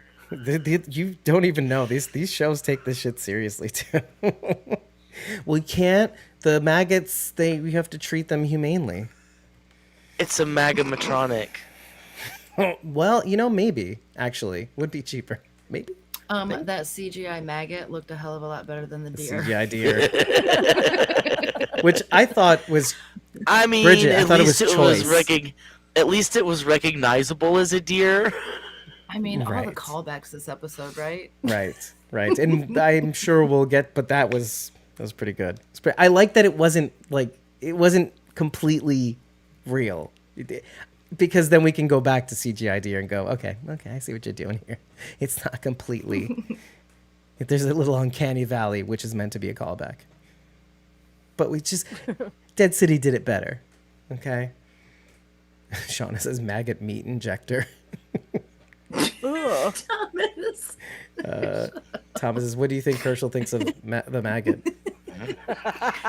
What if Herschel is the maggot? What if Herschel's the meat? I'm just going to make everybody upset. I'm so sorry. Oh no. Well, we need... Takira says, I want to hang out with Mini Rachel drunk and we can smoke. I'm assuming that's what the cloud is. I thought it was fart. But what if we... Well, then you'd have to hang out with real Rachel, who's in a methane vat. It's just the way it goes. I don't want that for you, Takira. I don't want that for you. And Emily says, y'all talking about the maggot is making my stomach queasy as when I saw it. Wait, did you ever get to the actually Rachel? No, actually? she was saying she wanted actual Rachel. Oh, I thought she was like, actually maggots can But you survive got the mixed heat. reviews because Shauna said let Mini Rachel be Mini Rachel. She's Yeah, very good at just let staring her at swag, do I haven't swaggy blinked things. once. I would totally I know, win a it's staring contest. unnerving a little bit. That's fine. Staring deep into your soul. I keep going to look at you and it's just the dots like really freaking me out. The dots of the dogs. I love Like, just- I love it's that I can just- still it's see all just of the you. eyes. You know what would be great is if the camera could just pan in slowly over time, and eventually it just gets really close into doll Rachel face. But we will You don't can make do that it. happen for the edited version. Yeah, we'll do that. I'll do that. And at the end of the episode, I'll just be staring at her dead dot eyes with the pink eyelashes, so it's not as scary. Whoa! What is that? What is that? What's happening? What is happening? For the audio She's always podcast, stuff. a hand just moved doll Rachel into a more comfortable position, which is accurate, actually. She does that. Takira said, Rachel, how do you eat? Logan said, she's always stuffed. No need to eat. You guys are so cheesy. You're so cheesy. It's like it's a Roquefort. Okay, so let's keep going. Okay, I do want to go to Luther simply because, and we'll dart around, I'm sure. He's not wrong. Unless you have something to say. But he makes good points throughout the episode. And the closer we get to his confrontation with Negan, it's like what is it called? The unstoppable force meets immovable object. Like something has to win, right? Because they're both not wrong. They're both trying to protect the people they love. Yeah. How did you guys feel about that whole scenario from start to finish? He is pretty confrontational from the jump. Luther does not like him, like at all, which is very. I don't think he likes either of them. No. He doesn't. Why would Luther confront Negan on his own instead of telling his group? It specifically says on this guy is charming and charismatic and do not Deadly. approach him alone and deadly. Why would he not tell anybody else that he knew this about Negan instead of going? Well, I mean, he thought, oh, I would take him out myself, but why would you do that? Why would you put yourself in that kind of position? well, I think you figure, right? Like you've survived Manhattan, and like these people are coming in, and like they make it seem like where you're living is really horrible.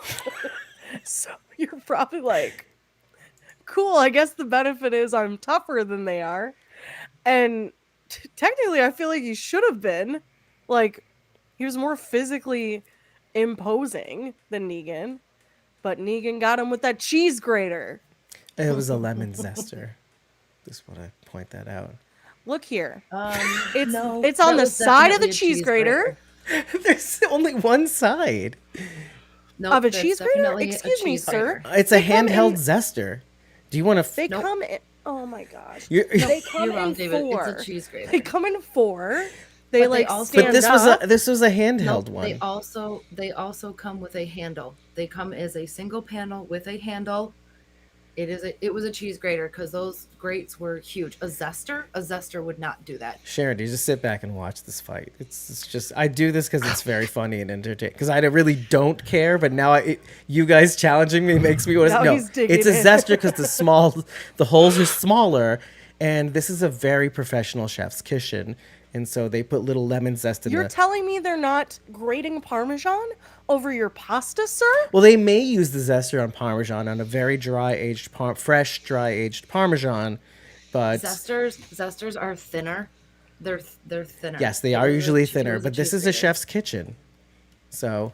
No, cheese grater. You're wrong. These are the arguments we have on Squawking Dead. See, now I want to argue about this, even though I don't Sharon, care cut the either. clip. Cut the clip. This is the one. This is the I one don't that care wins either. it. I really don't care at all. I don't know why I none of us wanted to. care. Thank We just you. wanna argue it. Thank you, Logan. If you're grating Parmesan with a zester, doesn't that make it a cheese No, grater? it makes it a cheese zester. Funny to me. Cheese It's zester. a zest of cheese. You don't know what you're missing. The cheese just melts in Tell whatever me when to ragu stop you zesting make. your pasta, sir. Is your pasta zesty enough with cheese? Okay, we need to stop. Okay, Next. moving on. Yeah, because I'll lean in. You're wrong. Anyway, Negan so got lucky. That's what I'm gonna say. Yes, but I that's think so. Yeah. that's where I was kind I of tell going. you, Yeah. he should have just let Negan borrow his damn beeswax. Mm-hmm. Would have solved everything. Give a little, get a Hey, little, no, right? not I wish enough Negan would- beeswax I in wish the Negan- world to fix that. I It wish was Negan would've, Nunya. Nunya I wish beeswax. Negan would have taken that off of his dead body before he walked away. But I think it would have That would've taken been away. It would have been, Would've and been that good. would I have was thinking been the that. perfect way to get caught, because they would be like, "What are you doing with Luther's beeswax?" Nunya They're gonna beeswax. find out anyway. And that's when he yells Nunya. It's like so good. What? Beeswax. Beeswax. Oh, It's good you know stuff. what I'm saying? I should write this show. Anyway. You better be joking. I would've Everybody written be about quiet. it than that. Luther was a great character. Yeah. R.I.P. Luther. We knew you for a 2 hot seconds. sec. Exactly. 2 seconds. Yeah. exactly. Like an episode and Yeah. a half. Yeah. Yeah, I he was feel great. I feel bad because Sid. I do like his character. What? What is what? What Sean is saying, Bridget is right? No! No, Sharon, you just came in with like the best joke of the episode. Oh no, did I just you talked right over Oh, it, I'm Dave. sorry. I'm sorry. Well, now we can't. Well, She He'll said he find- was great. He'll, Id. Oh, motherfucker. It was so good. God damn it. Sorry, I stepped on it. Because I was trying to get real after making. We were just fighting about a Zester versus a Grater. There is no fight. You lost. I can't wait for Dick Cheese 42 or whatever his name was. Dig Why Cheese to read that? 42? Oh, you're talking about Blue Cat 7. They just laugh too much and make dumb my jokes God. about Can't wait Graders for them versus to Zesters. hear this. They're addicted. That They're was not a real addicted to our person. It banter. was David. It was It David. was I would never have a handle that says Blue Cat. First of all, cat. Yeah, Come on. best cover ever, right? Yeah, I know, exactly. That's exactly exactly. what Yep. Blue Cat 42 would say. Yep. Not We all know me. you hate animals, David. So you would I do. absolutely I make a do. handle about I would- a cat. I would zest a cat in a heartbeat. No, I wouldn't. That's just not my Which is personality. why this is the perfect handle. for What? you. Anyway, I'm calling PETA. And you know, they never stop, so You're gonna Good get luck. canceled. Dave likes his animals like he likes his Luther. Graded. graded and impaled in the head. oh. Oh. But That was going back to my original question, though, but Luther was not wrong throughout this episode. I don't think. It's just He it's was just wrong to approach Negan by himself. well, yeah, yes. I mean, and isn't that how is that any different than? I mean, well, okay, let's. I'm gonna answer my own question, but how is that any different from Herschel trying to confront the Croat? But, He you know, thinks he's I mean, invincible. Luther was right, okay, but he's not right because he could have asked Negan, "What about these? Because what about these guys that you killed? That they're saying you killed? Why don't you tell me the story?" You know what I'm saying? Like he's just going out immediately and agreeing with this marshal, Rifling who through his stuff. Well, they handed him the bag when they first came in there. When they first brought him to the tower, they handed Luther the bag. That's a good to go point. Through. But if anybody was looking at it from the other side, looking at their family, people they've killed, you know, does that make them the bad guy too? So he should know that. He should know that you can't just look at this piece of paper and judge Negan. You know, but he's letting his suspicions get the better of him. Well, and then hasn't everybody done something after this long in, right? That Well, they may have it's kinda- regretted. It's like Ted Lasso said, right? Be curious, not judgmental. Be curious and ask Negan. How convenient. No, I'm kidding. In this world, no, but you're Ask right. Negan. I think the gravest mistake that he made probably was not for all their talk about family, and I get why he does it, but for all their talk about family, he goes at it on his own. He circumvents the group and the will of the group to kick them out. So I get his motivations, but the very nature of him doing what he does undercuts his motivations. He ended up killing himself because he didn't go ask for anybody's help or anybody's opinion. It is kind of a reflection of Herschel, and yet for Herschel lives. What were you laughing at, Bridget? What is it? The Kira thing? Hiding Sorry, the I kitten? looked down at my phone and I had a text message from Logan. And it's just a link to this cheese grater. It's a zester. It's a zester. No. I deny reality. I deny reality, Logan Stokes. It says cheese grater. It's a zester. It's fine. Yeah. It's a zester. It's not. It says It's a lemon zester. It's a choice. It's a Nine, choice. 9.5 inch. Oh, you know what? Course grater. Because it says choice, I will allow it. There we go. I was dying. I on believe so many nothing but the word levels. choice. That's Couldn't- it's the Oh, I belong to the Church of Choice, so Latter Day Choice. So sorry. Okay. Wow, it is getting a little hot in here, isn't it? Nobody's here to feel it.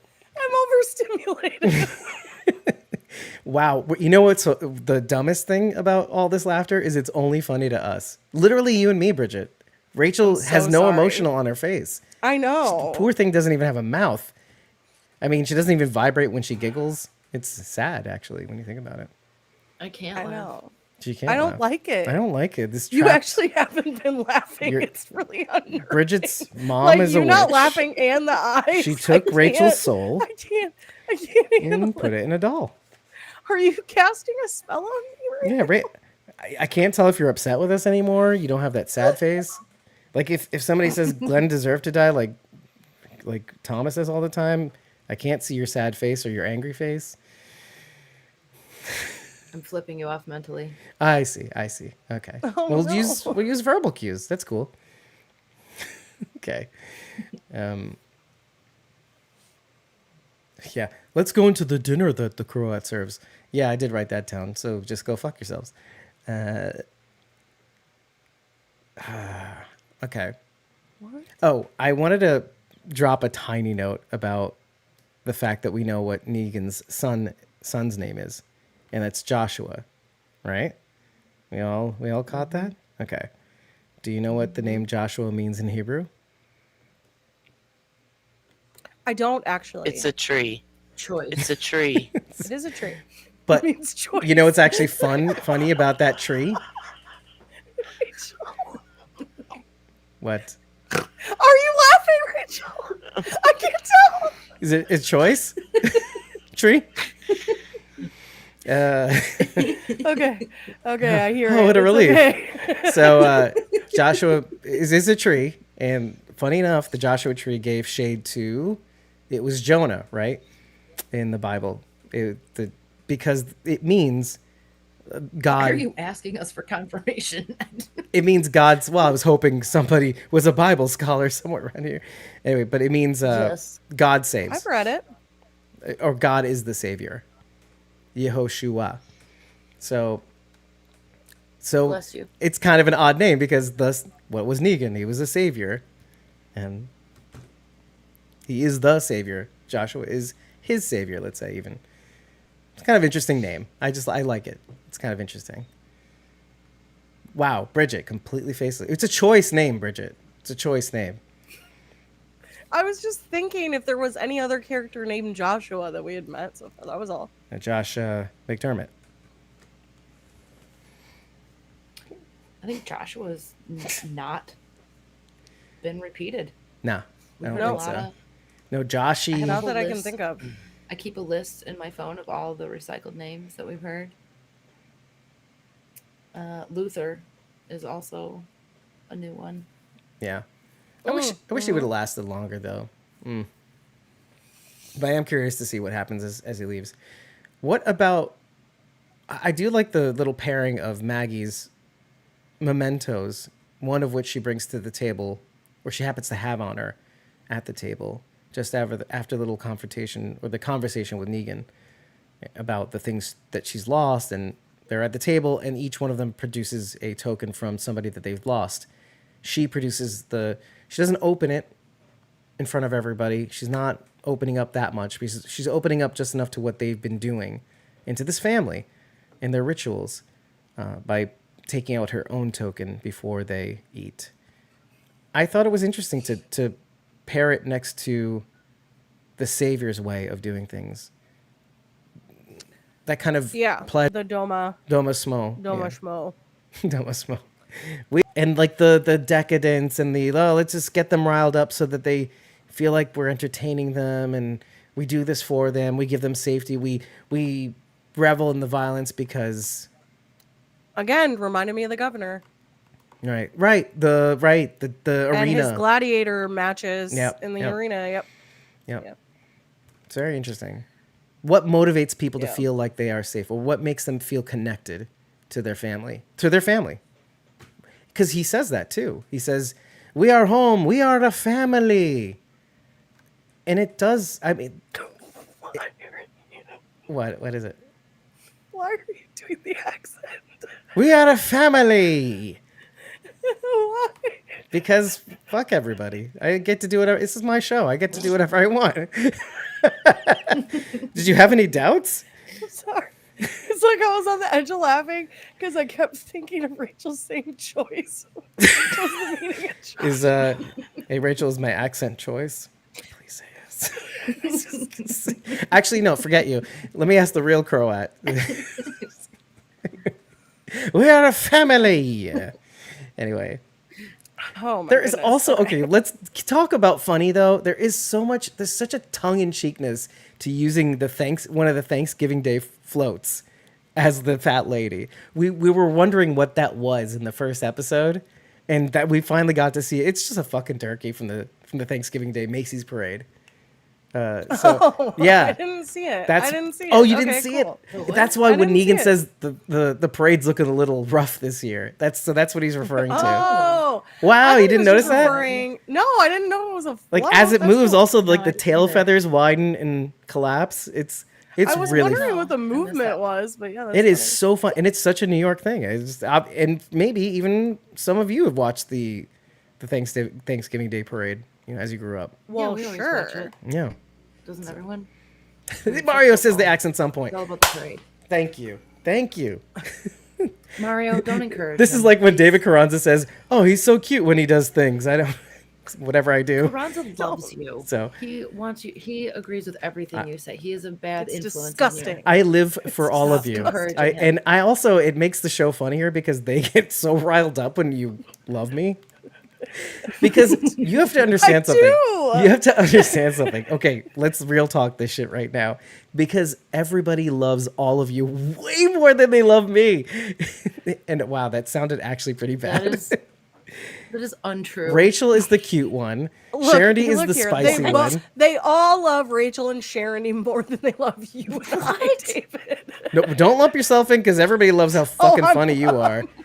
I love myself. I'm just the guy who says dumb things on occasion. Sometimes it'll be a think we wacky all- one. I think we all, each individually, feel like we are the least loved. That's what makes it so funny to the different people who true. are just pity That's us. true. Yeah. Wow. I mean, Thanks, we Mario. could go back through the chat Okay. and count how many times everyone agrees with Bridget. So Oh, stop it. It's a cheese grater, apparently. Choice cheese grater, actually.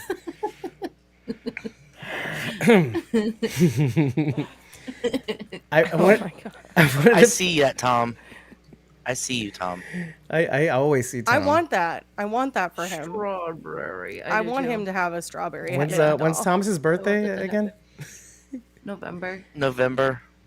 Thomas, have you shopped strawberry today? That's a very New York area thing. Anyway, Okay, good, because it didn't make any For sense to 40 me. minutes. so those of you in New York will understand that reference. It's a New York state of mind show, isn't it? No. I did want to throw out an idea. Is Marshall Armstrong long conning the Croat? In a sense, What's the con? that he What is the con? What is the that, con? that he Get is caught? So Great con. he planned to get caught. no, in the no, nets. hold on. Knowing that he is caught, that Okay. he is pretending to break, so that he can gain the Croats' Did he trust. break? No. I didn't see him break. Well, okay, so let's No. go over your assessment of when the Croat reads his letter. Not supposedly. It's Joel Armstrong's letter to everybody pre-apocalypse, describing basically Pearlie and all his siblings and all the people he loves cutting him off, essentially. That I'll admit that was the way Joel put it. It must have been so funny for all those people who were left all those voice messages. What was that? Is it your- Fireworks. Oh, It was okay. fireworks. Probably. Okay. But damn, it sounded close. But yeah, it must have been so funny for all the people whose messages were left on those voicemails. Which is like sad. Like he's trying to make a joke, and yet it's like, please save me from this place. I don't want to be here anymore. It was super sad. Yeah. I didn't think he was conning him. By breaking? by breaking down? I didn't think so, because he makes like a conscious choice to like not pick that boot. I don't know. He's clearly going through something. I mean, if he is, good on him, because he's fooled me too.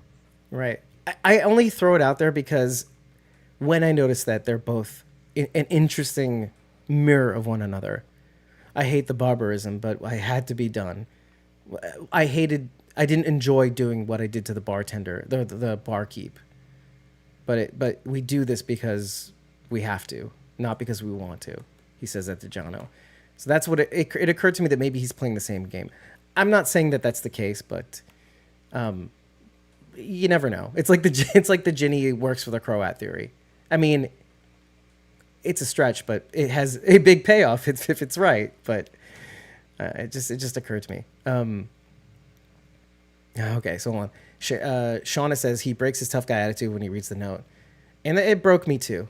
I can, after 15 years of thinking about his brother over the water, after moving away and changing his number pre-apocalypse, then the world going to shit and knowing that he can never reach his brother, thinking about him always, having that letter in his pocket. Oh shit, that actually kind of got me because I was thinking of my own brother. That would break my heart. It's like the one reason I don't want the zombie apocalypse to happen. Because to be cut Because my off brother from lives all in of you China. too. My brother lives in China. I'd like never be able to get to him. You know, we actually had a moment on this show. Just get in a beer cooler and paddle across the ocean. You'll be all right. Damn it, Oh we my will gosh. talk about that. That was just But- a bucket. But no, I really want to go So real glad talk my on this. brother lives in the basement. I wish he'd be across the water. Whoa. No, but real talk. When the pandemic hit, we actually confronted this in one of our morning squaffy things that we tried to do back at the start. Oh, I remember that.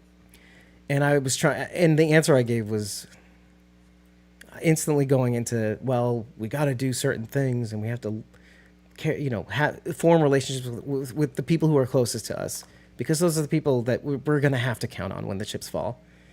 And though I'd want to be, but it was such a,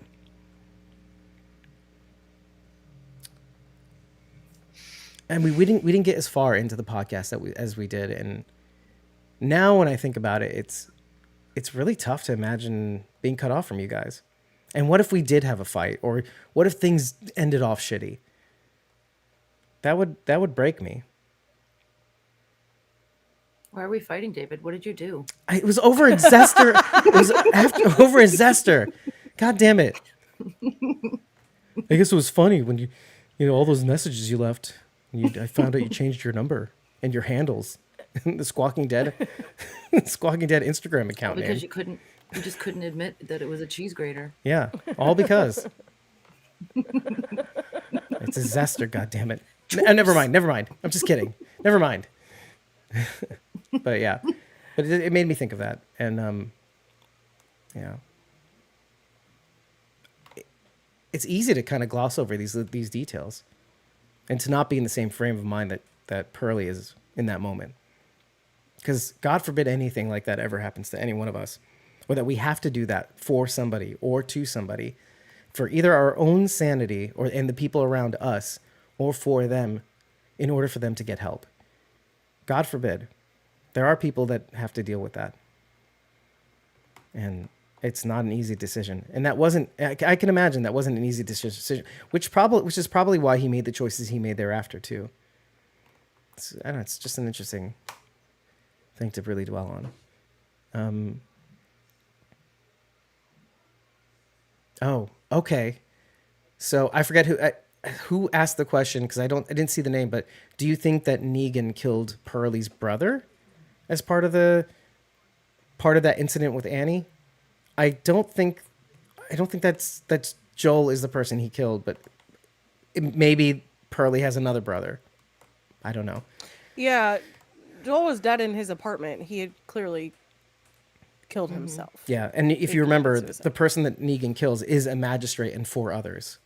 So supposedly it's a magistrate and 4 friends in whatever New Babylon settlement, wherever they were. So, Shauna says, my brothers are the last of my family and they are in other states and it's too far. Sad face. Shauna says, if all I had left was a note, it would break me hearing their words read aloud, right? And the words are of, help me. After you abandoned me, basically. Takira says, my family is screwed in an apocalypse. We are near nobody and will freeze in October because of Minnesota. Takira, Shauna says that's why I think that he hates Negan. I want to dwell on that. Shauna says, Takira, that's why I think that he hates Negan. They're talking about the Negan killed his brother thing. Oh, uh-huh. Yeah. Uh-huh. Or thinks he is evil and in need of killing. Maybe.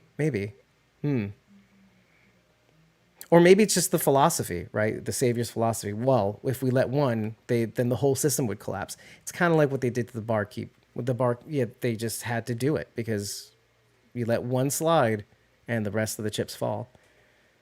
Sharon D says that everyone has to come there in the event of the Right. It seems like everybody's in North Carolina. So but I keep telling myself I need to print off instructions on how to get there. Right. It's going to be in code. And just for the record, I do not want any of you to come here in case you've seen what it's like out there in Dead City. Don't come to New York City, especially Manhattan. You might make it in Brooklyn. I'm just saying, because it's... Well, that's the thing. You're not going to be in Manhattan. You're not going to be in Manhattan. No. Because I don't go there.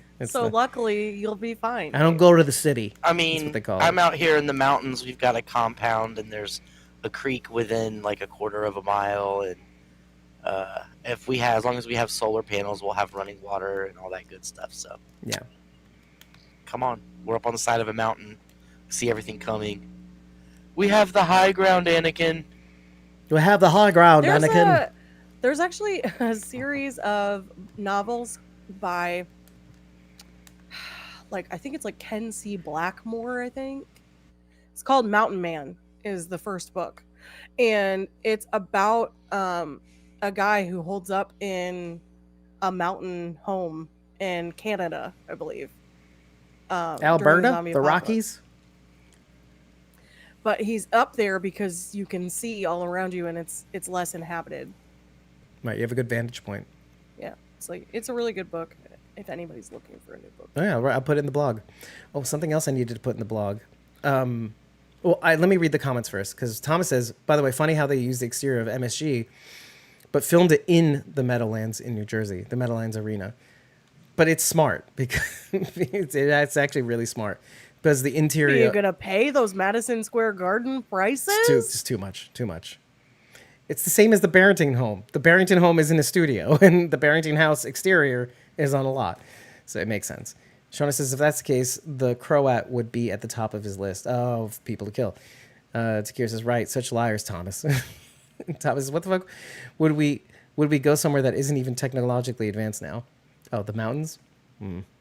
Oh, well, listen. Well, what will technology matter? Yeah. Yeah, see, there's a heater in the room. Oh, it's chilly. Ooh. Shauna says, come to Florida, I'll collect gators and build a moat. Well, yeah, instead of a moat full of walkers, it's a moat full of gators. I think that's more deadly. IMHO. Also, my hubby's a big-time prepper. I believe it. Thomas says, I gotta meet your husband. Oh. Me and your husband never talk. Oh, you sound blurry. Florida. Wait. You sound all buzzy. Are you touching something? Yeah. Oh, yeah, there you go. You're better. Okay. Yeah, now you're better. Weird as shit. Okay. Florida has too many mosquitoes, and it's really hot, and they have hurricanes. Here in the mountains, we don't have a lot of mosquitoes, and it is a moderate temperature, and we don't get many hurricanes here. So. And the walkers all get stuck in the mud when it rains. Yeah. Plus, there's not a lot of people out here to get stuck. There's not a lot of people to be walkers. There's nobody out here. True. Yeah, that's true. And you're protected on one side already then by the mountain. Mm-hmm. I just want to mention that Thomas says, y'all can come to Yonkers. I've got a katana, a 9mm, and plenty of ammo. I say that's funny because... And He's got an attack bunny too. Don't forget your attack bunny Named Negan, by the way. named Negan. Yes. But it's funny because in this episode, Tommaso says this map might as well be a might as well be a map of the moon or Yonkers, aka who the fuck lives in Yonkers? Boom, Thomas. Boom. I still All right. These are the episodes where you just need to get Teo to be on this because I have no idea what you're He lives in Queens, so I fuck him did too. hear him. It's Horace- fine. Hear him Kidding. say Yonkers. Horace Vandergelder lives in Yonkers. What is that? Horace Vandergelder. It's from Hello Dolly. Oh, Set in Yonkers. My God, I should know better. My goodness. What kind of New Shoeless. Yorker are you? Well, I was in that play actually, so that's why I should know better. Well, I was a little bit burned, so I said, "Fuck reading the script." I was supposed to get the lead anyway. I know my drama. Anyway, I didn't get the lead. I was fucked over by my peers, not the director who loved my ass. I think literally. Anyway, let's move on. Takira says, "How long will my Google Maps work to get?" How long will my Google Maps work to get to Sharon D? That's what I'm saying. Print it off Print now it all and out put like it in we your used to. buck out bag. It's called MapQuest. Real maps still exist. Like you can get a paper map. Shh, now you're just talking down to the audience, doll. So Are you kidding? That's the first thing. If the apocalypse actually happened, I'm grabbing at least one map. with what? You don't have You probably fingers. just have My- one before then. You don't have fingers. I will ask one of my human companions to grab a map for me. Oh man, those human companions are gonna look at you like lunch right now because they'll be like, What? You can't eat cotton and yarn and fluff. I mean, It's disgusting, know, David. if you're desperate, Ew. there's a soul in there somewhere. I bet it tastes There are- delicious. there is no nutritional value in fluff. How does the human soul taste like? I wonder. Anyway, sorry. Apparently, dry cotton. dry cotton, something wet. I don't know. Probably something.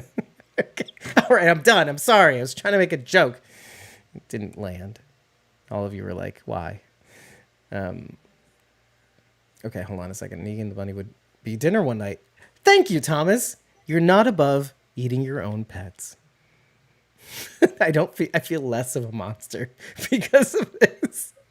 You Also- really shouldn't. Shauna says, my neighbors jokingly said we should make a militia of our street post-Hurricane Ian. Mosquitoes are bad, but screens work miracles. Yeah. Look at this CC fly and malaria. Those little nets, they do wonders. Truth be told, I'm bringing my things to the mountains in an apocalypse. Emily says, I have friends who get their left and rights confused still. Oh my God. Good luck You getting them. literally just can make an L with your hand. This is still my do that. left. This is L. Yeah, I still do it This sometimes. is right. Deegan will carry it for her, Shauna says. Thomas has just tried. Just love that. Now, see, listen, Emily, now you have to make Deegan. You have to do paint a picture of Deegan, but in a funny way. Thomas says, just drive toward the mountains and listen for the dueling banjos. Ooh, spoken like a New Yorker. It's such a stereotype. Anyway, Unfortunately, that wouldn't target you anywhere. You'd end up all over the South. So right. Just be walking in circles. yeah, I'm here. that'd get you in Alabama probably. Oh my gosh. Shauna says, tell my I dog was that. I was like, why did Shauna say my name? She meant I will carry it for you, Rachel. I was like, Oh, No, Deegan will. I'm convinced Deegan, Jeffrey Bridget. Deegan Morgan Smith will do it for you with his peacoat, leather jacket. Emily says, "What's Deegan again?" And Logan said, It's Logan Stokes is Negan with more D.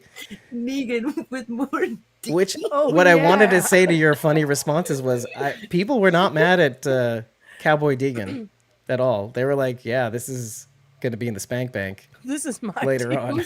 Who was mad at him? Nobody was mad at him. It It just looked wasn't weird. bad. It was just weird. Yeah, like cowboy with leather jacket. I mean, it's- Okay. If Negan was on Yellowstone, It'd be Cowboy Deegan Smith. Steen. he's taking a bunch of people to the train station. Yes, he has. And coupled him back to his little cabin. Anyway, Oh yeah, says Emily. No, meant my dog eats fluff. Oh, so Rachel. There you go. Oh, whoa! What was that hand? What was that hand? That scared me. Hands in the room. Hands in the room. And okay, let's keep going. Okay. I did want to talk about the song at the end, the "Hang Me, Oh Hang Me" by Dave Van Ronk originally. But here's the kicker: Dave Van Ronk popularized that song. Obviously, it's performed by Oscar Isaac and Inside Llewyn Davis. Okay. Obviously. Clearly. He popularized it again. What's really fascinating about that song is that it's really, really, really hard to trace back its origins because it was a traditional song that was sung in the United States as early as as far as I can tell, is the early 1800s, probably beyond. I will link to a blog of an author who actually did a lot of work trying to trace the roots of that song. But the Dave Van Ronk version is haunting and beautiful. I mean, Oscar Isaac does a bang-up job in Inside Llewyn Davis. In fact, the movie opens up with that song.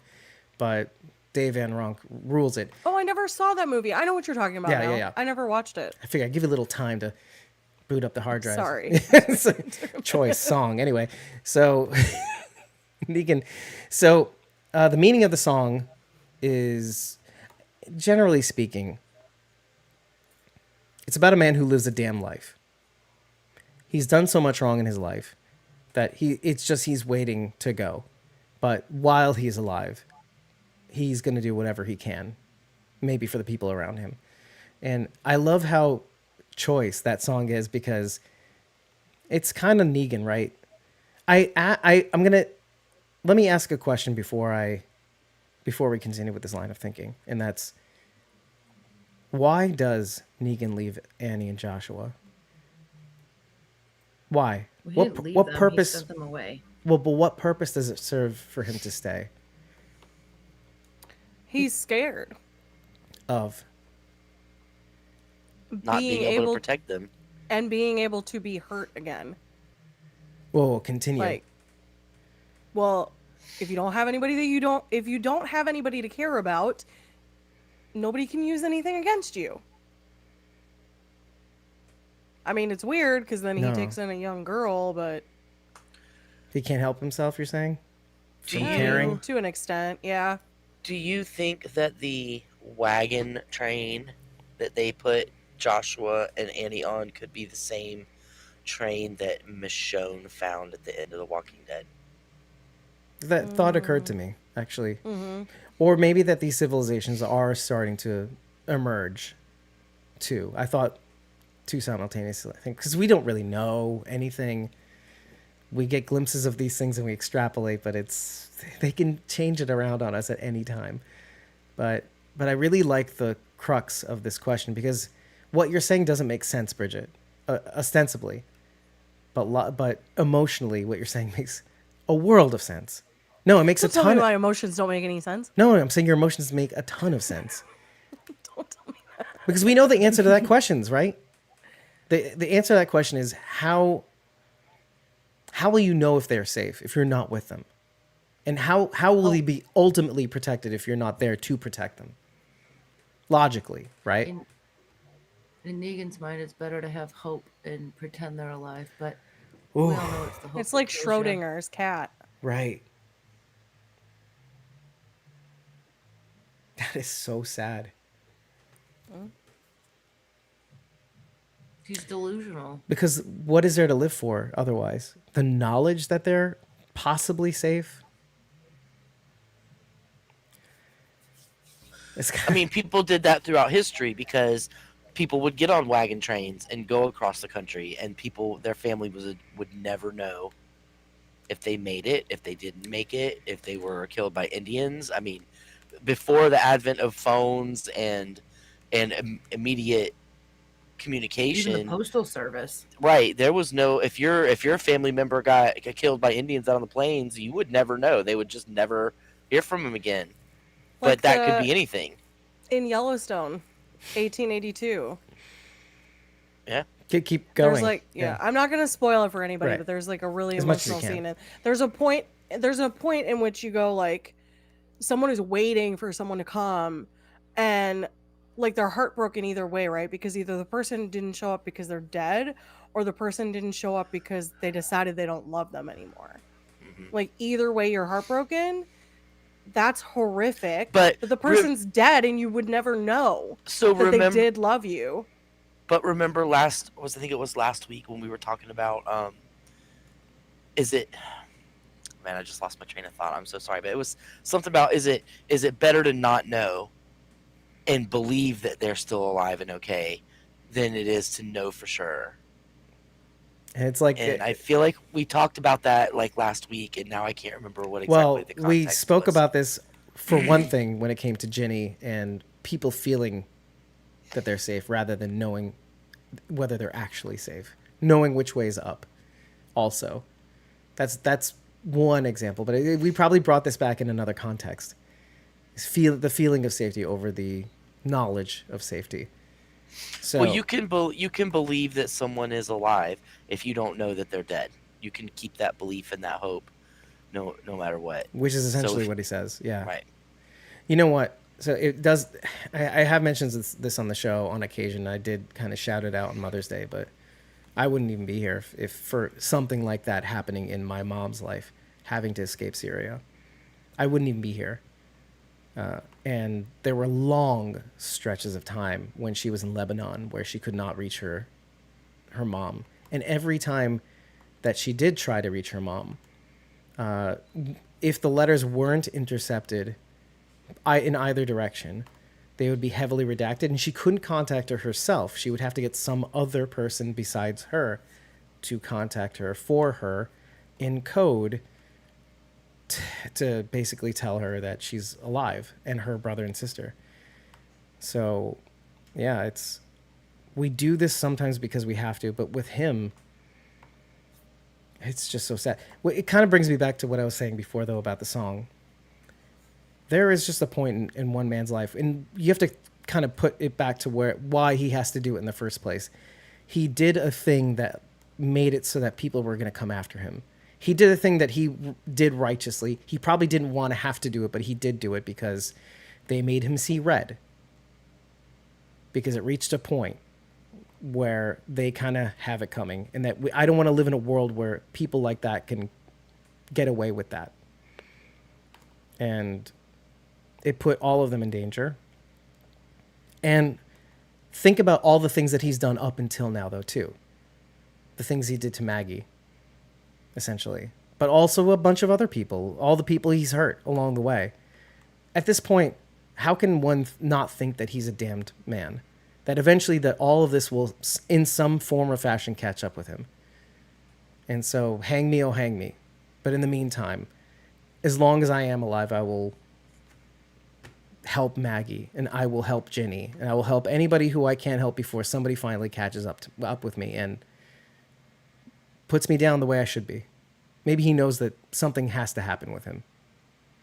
I don't know for certain, but I'm curious to know what you guys think, that maybe he feels like he's damned. He's living a damned life, basically. Or he's on borrowed time. Because it feels like when he does give himself up to Maggie willingly in the first episode. Whoa, what was that, Rachel? Anyway, when he gives himself willingly to Maggie in the first episode, knowing that he, please take care of Ginny for me personally. Because I know this is it. That I'm not coming back. This is it. This is all there is to it. I think Negan. I don't know.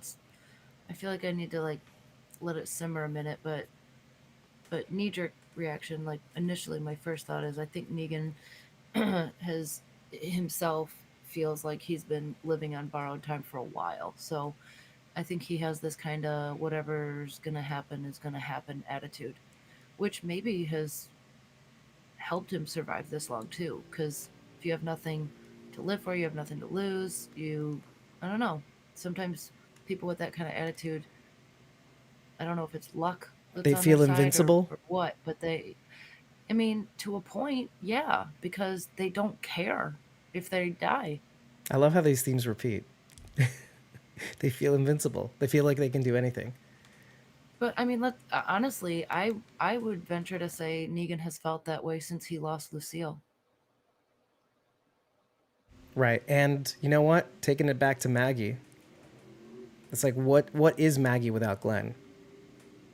Why? What does she have to live for if she loses Herschel? It's interesting to see what Right. people can do when all the stops are removed, when that last tooth has been pulled. It's kind of interesting. Let's go to comments. Shauna says, I think I prefer finality, especially when you don't have time to obsess in a post-apocalyptic universe. Rachel says, I agree, Sean. I need to know. Rachel, she says, yes, Takira, me too. With regards to I need to know. What was it regarding? Rachel? I need to know. Takira also needs to know. We were talking about living with. We were talking about Oh, living about- with hope or knowing the outcome of something, and we all need to know. We Yeah. don't want to live with the hope. And We Takira need to says, know. maybe he thinks he's on borrowed time. Right. He's probably thought that since his throat was sliced. Right. But yeah, I finally got caught. I was just chasing something. When did it get away from you? And finally somebody stopped me. Finally, somebody took the hammer back. Shauna says, for instance, the limbo of a hospital stay answers no matter how grim make a plan much better. It hurts no matter what, but not knowing that breaks you over and over rather than having to learn how to live after. Takira says, like Morgan. Oh, fuck you, Takira. You're right. No, you're right.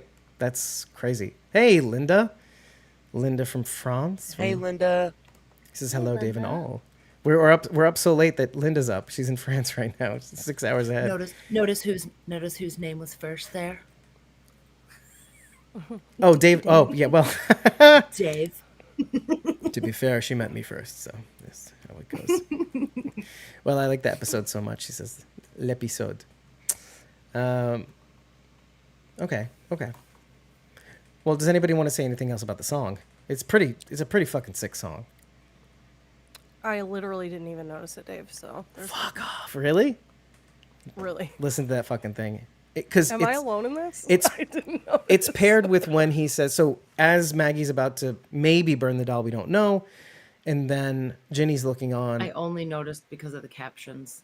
I saw the lyrics when the captions popped up, and I was like, oh, that's interesting. Well, yeah, and then it flashes back to the past where Negan is going, talk is cheap, and teaches her about the whistle, and it doesn't matter what people say. It matters what they do. So it just pairs so well. Is it choice? Yeah, it's choice. Sorry, anyway. Salut, Linda. Salud. Yeah.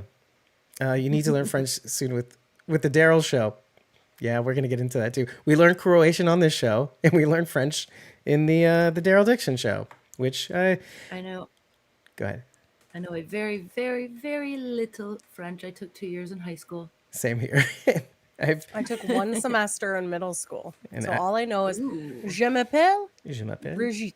Brigitte. That's Brigitte. Brigitte. And Brigitte. parlez-vous français? That's all. That's it. Oui and no. That's it. Okay, Yeah. that's really it. And I Le- know je t'aime. Aw. Oh yeah, je t'aime. Mhm. Je t'aime aussi.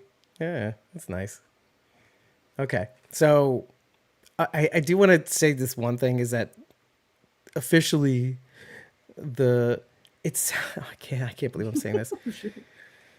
Okay, The Walking Dead, the Rick and Michonne show may officially be called The Walking Dead Rick and Michonne. And Yeah, we're just naming shows after people now. and it's the same thing as the Daryl Dixon thing. We're gonna explode about this in the Discord. If you want to join the Discord, just join the Walkers here for as little as $1 a month, and we can riff on that because I'm not gonna do it here. You guys don't need me to see me implode on live on the internet, and the font is stupid too. Anyway, so that it's tentative 2024, and we all had kind of extrapolated that it might be in February, as early as February, maybe even March. Could be April. That's my general range of when it might come out, the Rick and Michonne show. Je vous aime. Oh, she's using the formal. Je vous aime aussi. Oh, she says she loves us too. Allez-vous de bonbons? What? Takira? It's It's not a. What is the bonbon that you're going to? Anyway, Do you want a bonbon? It's candy. no, but aller means to go. Do you want to go to? Do you want a bonbon? Je voudrais un bonbon. Do you want a candy? That's okay. Wow, my French. Anyway, je voudrais un bonbon. Anyway, okay, so let's keep going. Why not Rishon? Mario, don't ask smart questions. It's just they're not a. Just Rishon. join the Walkers tier. We'll talk about it in the Discord. 'Cause then I can go all out and get the hate out of the way so that we can be okay with it when we come back on the air. Okay, so anything else that we want to bring up throughout this this watch of this episode? No, I'm tired. Do you think Maggie is I the? gotta work in the morning. Do you think Maggie ends up burning the dino? Is basically what I want to know. 'Cause it's not very I don't clear. know. We'll find out. And how would that make you feel if she did so? Is that So because I was watching the light on her face, like it's not scientific or precise by any way, but at the very end, the flickering stopped and it seemed to be more of a steady flame, which makes me think that she burned it. right? Right. But then again, the last part of the first episode, the match produced so much light in the darkness. Well, it's so Right? ridiculous And too it was, because like, never ending. because Negan in this episode finds a hat for Herschel. Like a thing that Herschel grew up with that he didn't want to let go of. That he let go of in the show, apparently. I guess. He like constantly as an actor, apparently. But he doesn't know that too. He was losing them left and right.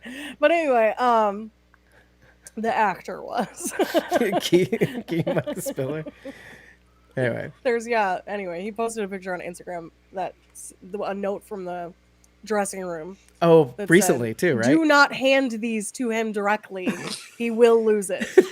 Which was hilarious. I think it was he recently Anyway. posted that too. Keen Spiller, Yeah, right? he did. It was really funny. Because now we're gonna have to put that in the blog, I guess. Thanks, Keen. So, so I just thought it was like interesting that he has an option to like not really reunite Herschel with an item, but he finds something, which I also thought was interesting because it's in a city, a big city that has similarities to like how Atlanta was after it fell, and that's where Glenn was from. And so arguably Glenn would have found his hat in a shop like that. You know, similar. Different city, but similar. right. And and that's whose hat Herschel had. So I thought that was, I mean, I feel like I need to say that something crazy is going on over here. I just see popping up in my peripheral. What? There's... Anyway, so I just thought it was interesting that like he had the opportunity to reunite Herschel with something and he did, and Maggie has the same opportunity for Ginny and she maybe chooses to just burn it. I was trying to think of like what Good point. what reason would she have either way, right? Like what would be her Oh, man. motivation? To what end? Why would she keep this from Negan? So Well, if she my thought because pro- I'm sorry, go ahead. well, I mean, she sees the dino and obviously she makes the connection to Ginny as well. Does she think, is her first thought the same as ours? Like, oh, she's here. Or is she just thinking it's similar to hers? I mean, the fact that she's even thinking about burning it tells me she actually thinks that it's Ginny's dino, not just Oh something yeah. that looks yeah. like Yeah, no, she knows it is. And she's doing it So because then she I'm- knows if she gives it to Negan, he will immediately stop doing what they're doing and will go look for and Ginny. go look for Ginny. Selfishly. Yeah, exactly. Yeah. And if she burns it and he never knows that Ginny is there, then he'll keep doing what she needs him to do. Yeah. which is go after And Croat. it can allow him to live in hope, too. Because maybe there's a part of her that believes what Luther's saying, too. That if it's been dropped, that maybe she's not alive anymore, too. And that might take the fight out of him, too. I was trying to think of alternate ways to look at what she's trying to do as well. Because it's hard for me to... The ledger. It's hard for me to kind of throw that on ledger and see where it lands. You have to look at it like that, in a sense. Shauna, I really hope she. We'll say what Shauna That's says. a really. Shauna wants to know if we do you hope that she does burn it or do we hope she does not burn it? This is what I'm I talking don't about. know if I really don't know how to answer that because either way is like going down a whole new path, right? Like if she burns it, like Maggie's terrible. I really hope she doesn't, because Ginny's in the car, like right there. You just see her little like watching her. Yeah. peeking out. And so that would be like so devastating. Yeah. But at the same time, I mean, I see like I mean, Maggie's right. If she does give this to Negan, he is going to stop everything and be like, "Oh God, she's here. I got to go find her." And you know, the whole plan is going to be derailed. So it's like, I really don't know. I really don't know how to answer that question. Right. Because you're not her. You're not her in her circumstance. I don't know what I would do in the same circumstance. I get it. I mean, I feel like we're amping up to see like a really horrible side of Maggie, right? Right. And because she's not damned just yet. I don't think. Do you know what I mean? She's not in the same boat as Negan. Like, how far can we push Maggie on this show? Because I've said it in some of the earlier episodes that she was prepared to do some pretty heinous shit in order to get Herschel, even kill some innocent people that were just getting in her way. Just like Miriam. Was it Miriam? No. Who is the? It's Miriam, right? The Beetlejuice hair? Esther. Esther. Esther. I keep calling her Miriam. You really do. But yeah, it's implied in her arguments with Negan that, yeah, just kill the bitch. We got shit to do. So, and she does stop short of throwing Jono into a sea of dead in the Hudson, but I mean, it doesn't change the fact that she's willing to sacrifice other people, including Negan, to hand Negan to the Croat knowingly. Negan knows this too, in order to get Herschel back. So it kind of goes back to Sherry and Dwight's argument on Fear the Walking Dead. Are we willing to sacrifice one kid for the sake of our own kid? You know? Like, what would Finch say that we handed? I think Maggie would do it in a heartbeat, if I'm being honest. And who's to say that any one of us wouldn't do the same? I cannot say honestly that I wouldn't.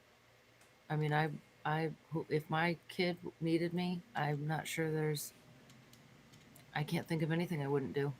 And I love that the bookend to all of this is Negan finding some sort of other way to facilitate communications between he and Ginny. Oh, here's this whistle. You don't have to say anything. Here's this whistle. So it's because we did say in that episode with Dwight and Sherry about Dwight's ability that he sort of got from Morgan to redirect. There's always a third option. It doesn't have to be a binary choice.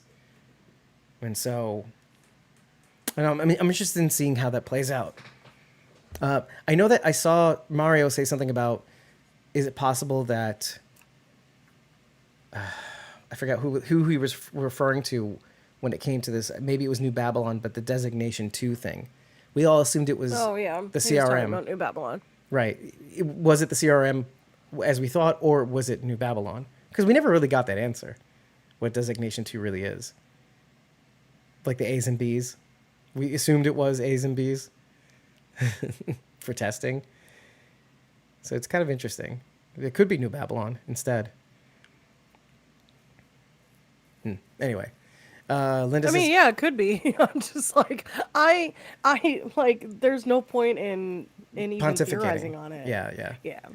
Because they'll tell us eventually, I'm sure, or they never will, and they'll pretend that it never happened. Yeah. So. Well, let's read some comments. This is one of two. Takira says, I'll look at her very differently if she burns that stuffy. Thomas says, but Ginny is there to warn Negan about Maggie being a dumb-faced liar. About what? About the fact that Herschel ran away instead of was being captured? I mean, is that such a big lie? Shauna says, I agree. I'm conflicted. Is it right for her to trade one kid for another? Does that make her any better than Negan? Negan theater? One life is better than another? I know what you were trying to say. One life. Yeah. That one life is not theater. That one life is better than another, right? Takira says, sounded like she already did some heinous shit to find Negan. I agree. Yeah, the boot, the boot knives, right? Linda says, I'm sure Ginny will find Negan and tell him everything. With what? Her voice? Will she just keep going? Anyway, Thomas says the writer should give Finch a 10-minute speech explaining the entire plot of the episode. I agree. Linda says, I'm sorry to say that, but Herschel seems in conflict with his mother. Maybe he wanted to escape. Yeah, I mean, that's pretty obvious. Yeah, well, I mean, it's pretty obvious he wanted her off her back, but I don't think... that's interesting. It could be that he just ran away, and it just happened to be that the Croat captured him. It's also possible. I don't know if you said that about Herschel, Maggie. Oh, okay, yeah. We went through a variety of possibilities. Shauna says all she has to do is whistle for Negan and point at Maggie. And point at I'm just imagining it in my head. And point at Maggie and point at the dinosaur. That makes Maggie the enemy into the group and makes Negan the hero to the new group. I mean, it won't make Negan the hero to the new group, but the ledger is definitely going in the other way. Anyway, Linda says, "Oh yeah, I have the same opinion." Right. I will catch up to your podcast. Well, I appreciate it. I honestly do. Maggie just needs to frame Jenny for the murder of Luther. Problem solved. Yeah, that will totally imbalance ledger. Unless they thought Luther was an asshole to begin with. God, he's always like not giving people beeswax. What a fucking jerk. What a jerk face with his beeswax and his zester. Calling everything zesters. What a fuck face. Luther is Dave. Not at all. Exact opposite. This guy's 11 feet tall. I'm 5 foot nothing. Okay. You know what Bridget's face is? Bridget's face is, God, why can't we just end this episode? God, I just can't wait. It's 2.5 hours long. It's 2.5 hours later. I just want to go to bed. I have a job, David. I love you guys. I love you more than everything. That's why I'm here. Okay. Yeah, okay. Does anybody else have anything they want to bring up before we skedaddle? Because I'm sure I missed a lot of things. You better say no. Okay, Hudson cooler. Hold your peace. Do we buy that? Peace. Do we buy that? Ginny sailed the Hudson on a cooler. Because I looked this up. No. Yeah, it's just. I thought it was a trash barrel. It was like a yellow cooler. It was a beer cooler. It's a cooler. Now, yes, they do have. They are buoyant and they can hold beers. It was funny. I know, it was really funny. Yeah, but it can't hold a weight of a teenage girl. No, it's not possible. And you know what? I didn't object to it holding her weight. What I objected to was it staying upright in the water. That's what I thought of too. Yeah, I objected to both, but Yeah. that's, you know what? I don't object. It's objectively silly looking. But It was pretty funny. I've tried it. No, with you like haven't. those. Yes, with those big blue trash barrels at the lake in the town that I lived in Wisconsin, because we were on Lake Michigan. And so we dumped them in. It had holes in the bottom, so it wouldn't stay like, it wasn't buoyant fully. It would fill up slowly, but we tried to do it and we all just kept like flopping over. yeah, because there's So nothing it to didn't work. balance. Yeah. But to be fair, I was standing still. I wasn't moving forward. The momentum might have helped, Right. theoretically. You know these things don't terribly bother me, but they're pushing me. Anyway. Shauna says they don't. I mean, it's no beer balloon. No, We've seen worse modes of the transportation. beer balloon is physically feasible. This cooler is not. Is it? Yeah, Is it? it is. It's physically possible. Okay, you know what? You can have this one because I want to go to bed. Also, So it's good a night. zester. Anyway. Oh, don't no. Shauna says We're not doing this again. they know he doesn't I'll like just the leave. Croat and he can blame Maggie. Plot done. You'd think, but they're gonna do. I don't know. Thomas says 40 minutes is greater than 150 minutes. I knew what you meant. Linda says it's not stupid what Dave said. We saw Negan teaching Jenny how to survive. The whistle is the key. Yeah. Well, I was being unserious, but it's fine. Thomas says Herschel, more Herschel talk. Let's go. Okay, but going back to Herschel. Well, Lonnie says not on the waterway. Shauna says to the cool. Okay, gotcha. You guys stop commenting. Shauna says it's a cooler. She commanded. So She commented on it and imagined the plug coming undone on the way over. Oh, common problem. Thomas says, why didn't she just build an airplane and fly across? Because she didn't have a hot beer bottle. She didn't have child labor to do it. Yeah, right. Exactly. Why didn't she just build a raft and power it with nail polish? Acetone, right? Exactly. Smart. These kids are smart. Oh my gosh, They're they made have for so this many world. Stupid ways that they've done this. See, Wilani likes the balloon. See, another thing people like that I say. So anyway, do you like? First of all, thank you all for joining us so late into the night. And Wilani, we haven't seen you in a long time, and I love it. Love when you're Thank here. you, guys. What the fuck? Oh, Rachel's actually on the screen, and it's really freaking me out. It's actually really freaking me out. Rachel smash. I came in like a wrecking ball. That's what she did. Anyway, Look at that little Rachel. yeah, it's so cute. So cute. I love you guys, and I love your comments, just not at 11:30 Yeah, p.m. yeah, we love your Right. comments. If you're on the, go ahead. There's one thing you need to kind of maybe talk about, Dave, and that is our upcoming project. Yeah, we'll briefly touch on it. We are working on a telethon for Robin, right? This is what you're talking about? Yes. Okay. We're working on a telethon for Robin, and we want to bring in a bunch of talent to fill in the time. It's 8 hours of time that we want to fill in, filled with 8 hours. right, filled with Robin probably Overton, the black and white guy, if you don't know who that is, you don't know, he yeah. was diagnosed with cancer, and he is fighting it currently. and he's hanging in there. Yes. And the thing that he needs more than anything else is money. Now, people have been buying some of the T-shirts that he has been selling. I think it's the link in his bio on Instagram. And there's a bunch of other people who are trying to raise money for him as well. You can always send money to, I think it was it his daughter's PayPal? Or Yes. PayPal or Venmo, something, right? Yeah. It's his daughter's. It's in his Instagram feed. If you scroll back a little ways, you'll find the post. Yeah. But what we're trying to do is basically like a Jerry's Kids telethon sort of situation where we bring talent on for 10, 15, maybe 20 minutes at a time, and we rotate, and we have little breaks where you can donate money in the interim towards Robin's thing. We'll be giving free shit for the dollar amounts you spend. We're working on what to give away. If you donate $50, you get a tote bag, a Squawking Dead tote bag. If you donate $100, you get a tote bag and a free coffee mug. And then if you donate $150, you get the T-shirt, the tote bag, the coffee mug, and so on and so forth. And this is on us too. So we just send that over to you. So we're working out the specifics, the talent. We're definitely going to be contacting artists, and we want you to contact them too for us. And if you know of any artists that would be we'd be willing to give away a commission. So this could be one of the hot Or prizes. if you are an artist. Yeah. Wink, Emily. wink, Emily.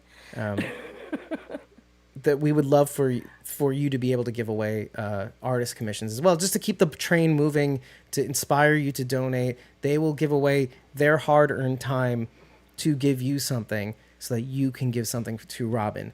So we're going to work out the details of snap prizes that we've already gotten from Suki, other snap prizes that maybe you can donate in the interim. We will be contacting many of you on social media to try to gather that up. We're just trying to get the bones of this thing formalized so that we can start asking for things for people to come on the show. Lance Harada agreed to come on. He was the Spike Walker Winslow in the junkyard. Oh, that's Oh, nice. nice. That's great. He was very sweet about that. I already contacted him about that because we've been. I think we going back and might forth. do a couple rounds of trivia. Yeah. Yeah, sure. Trivia, maybe even some Jackbox. Who knows? But depending on how much talent we can get to fill the time, it would be pretty great. Mm-hmm. If we didn't If you have have to a do talent, trivia. reach out to us and let us know. Yeah, if you're You wanna inspired. share it. And maybe we could even do some of our family interviews that we've been like with Stephen Sweet, Monica Sweet, Thomas. We have to do just a full blown interview with Thomas at some point. So I think we could do a mini interview with you, Thomas. Yes, I do actually love you, even though you're from Yonkers. Ugh. But you're okay. I love you sincerely and fully. So we're working on that. We'll get back to you soon. But we'd like to keep the momentum moving. And other than that, I think. If you like what you've heard, head over to ratethispodcast.com/squawkingdead. It's a great way to find out where you can rate us. And if you've already rated us on Apple Podcasts, it's a great way to find alternate ways to rate and review us. like Podchaser. So give that a visit.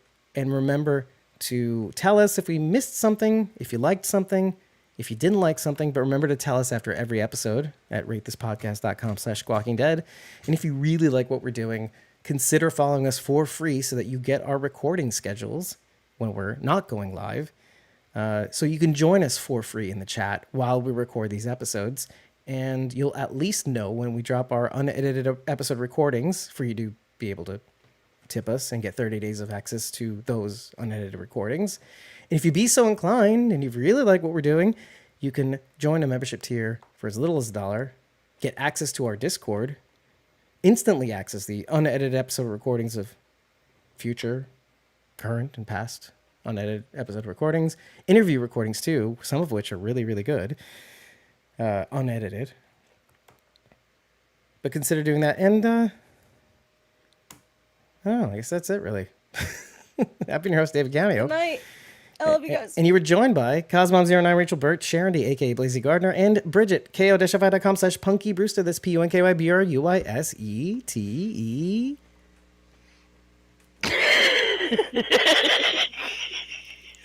Okay, bye. Good night. R. Oh, man, I'm such a mean asshole. Good night, everybody. We'll see you soon. Love you. Thank you for joining us Love you tonight. guys. Thank you all for coming.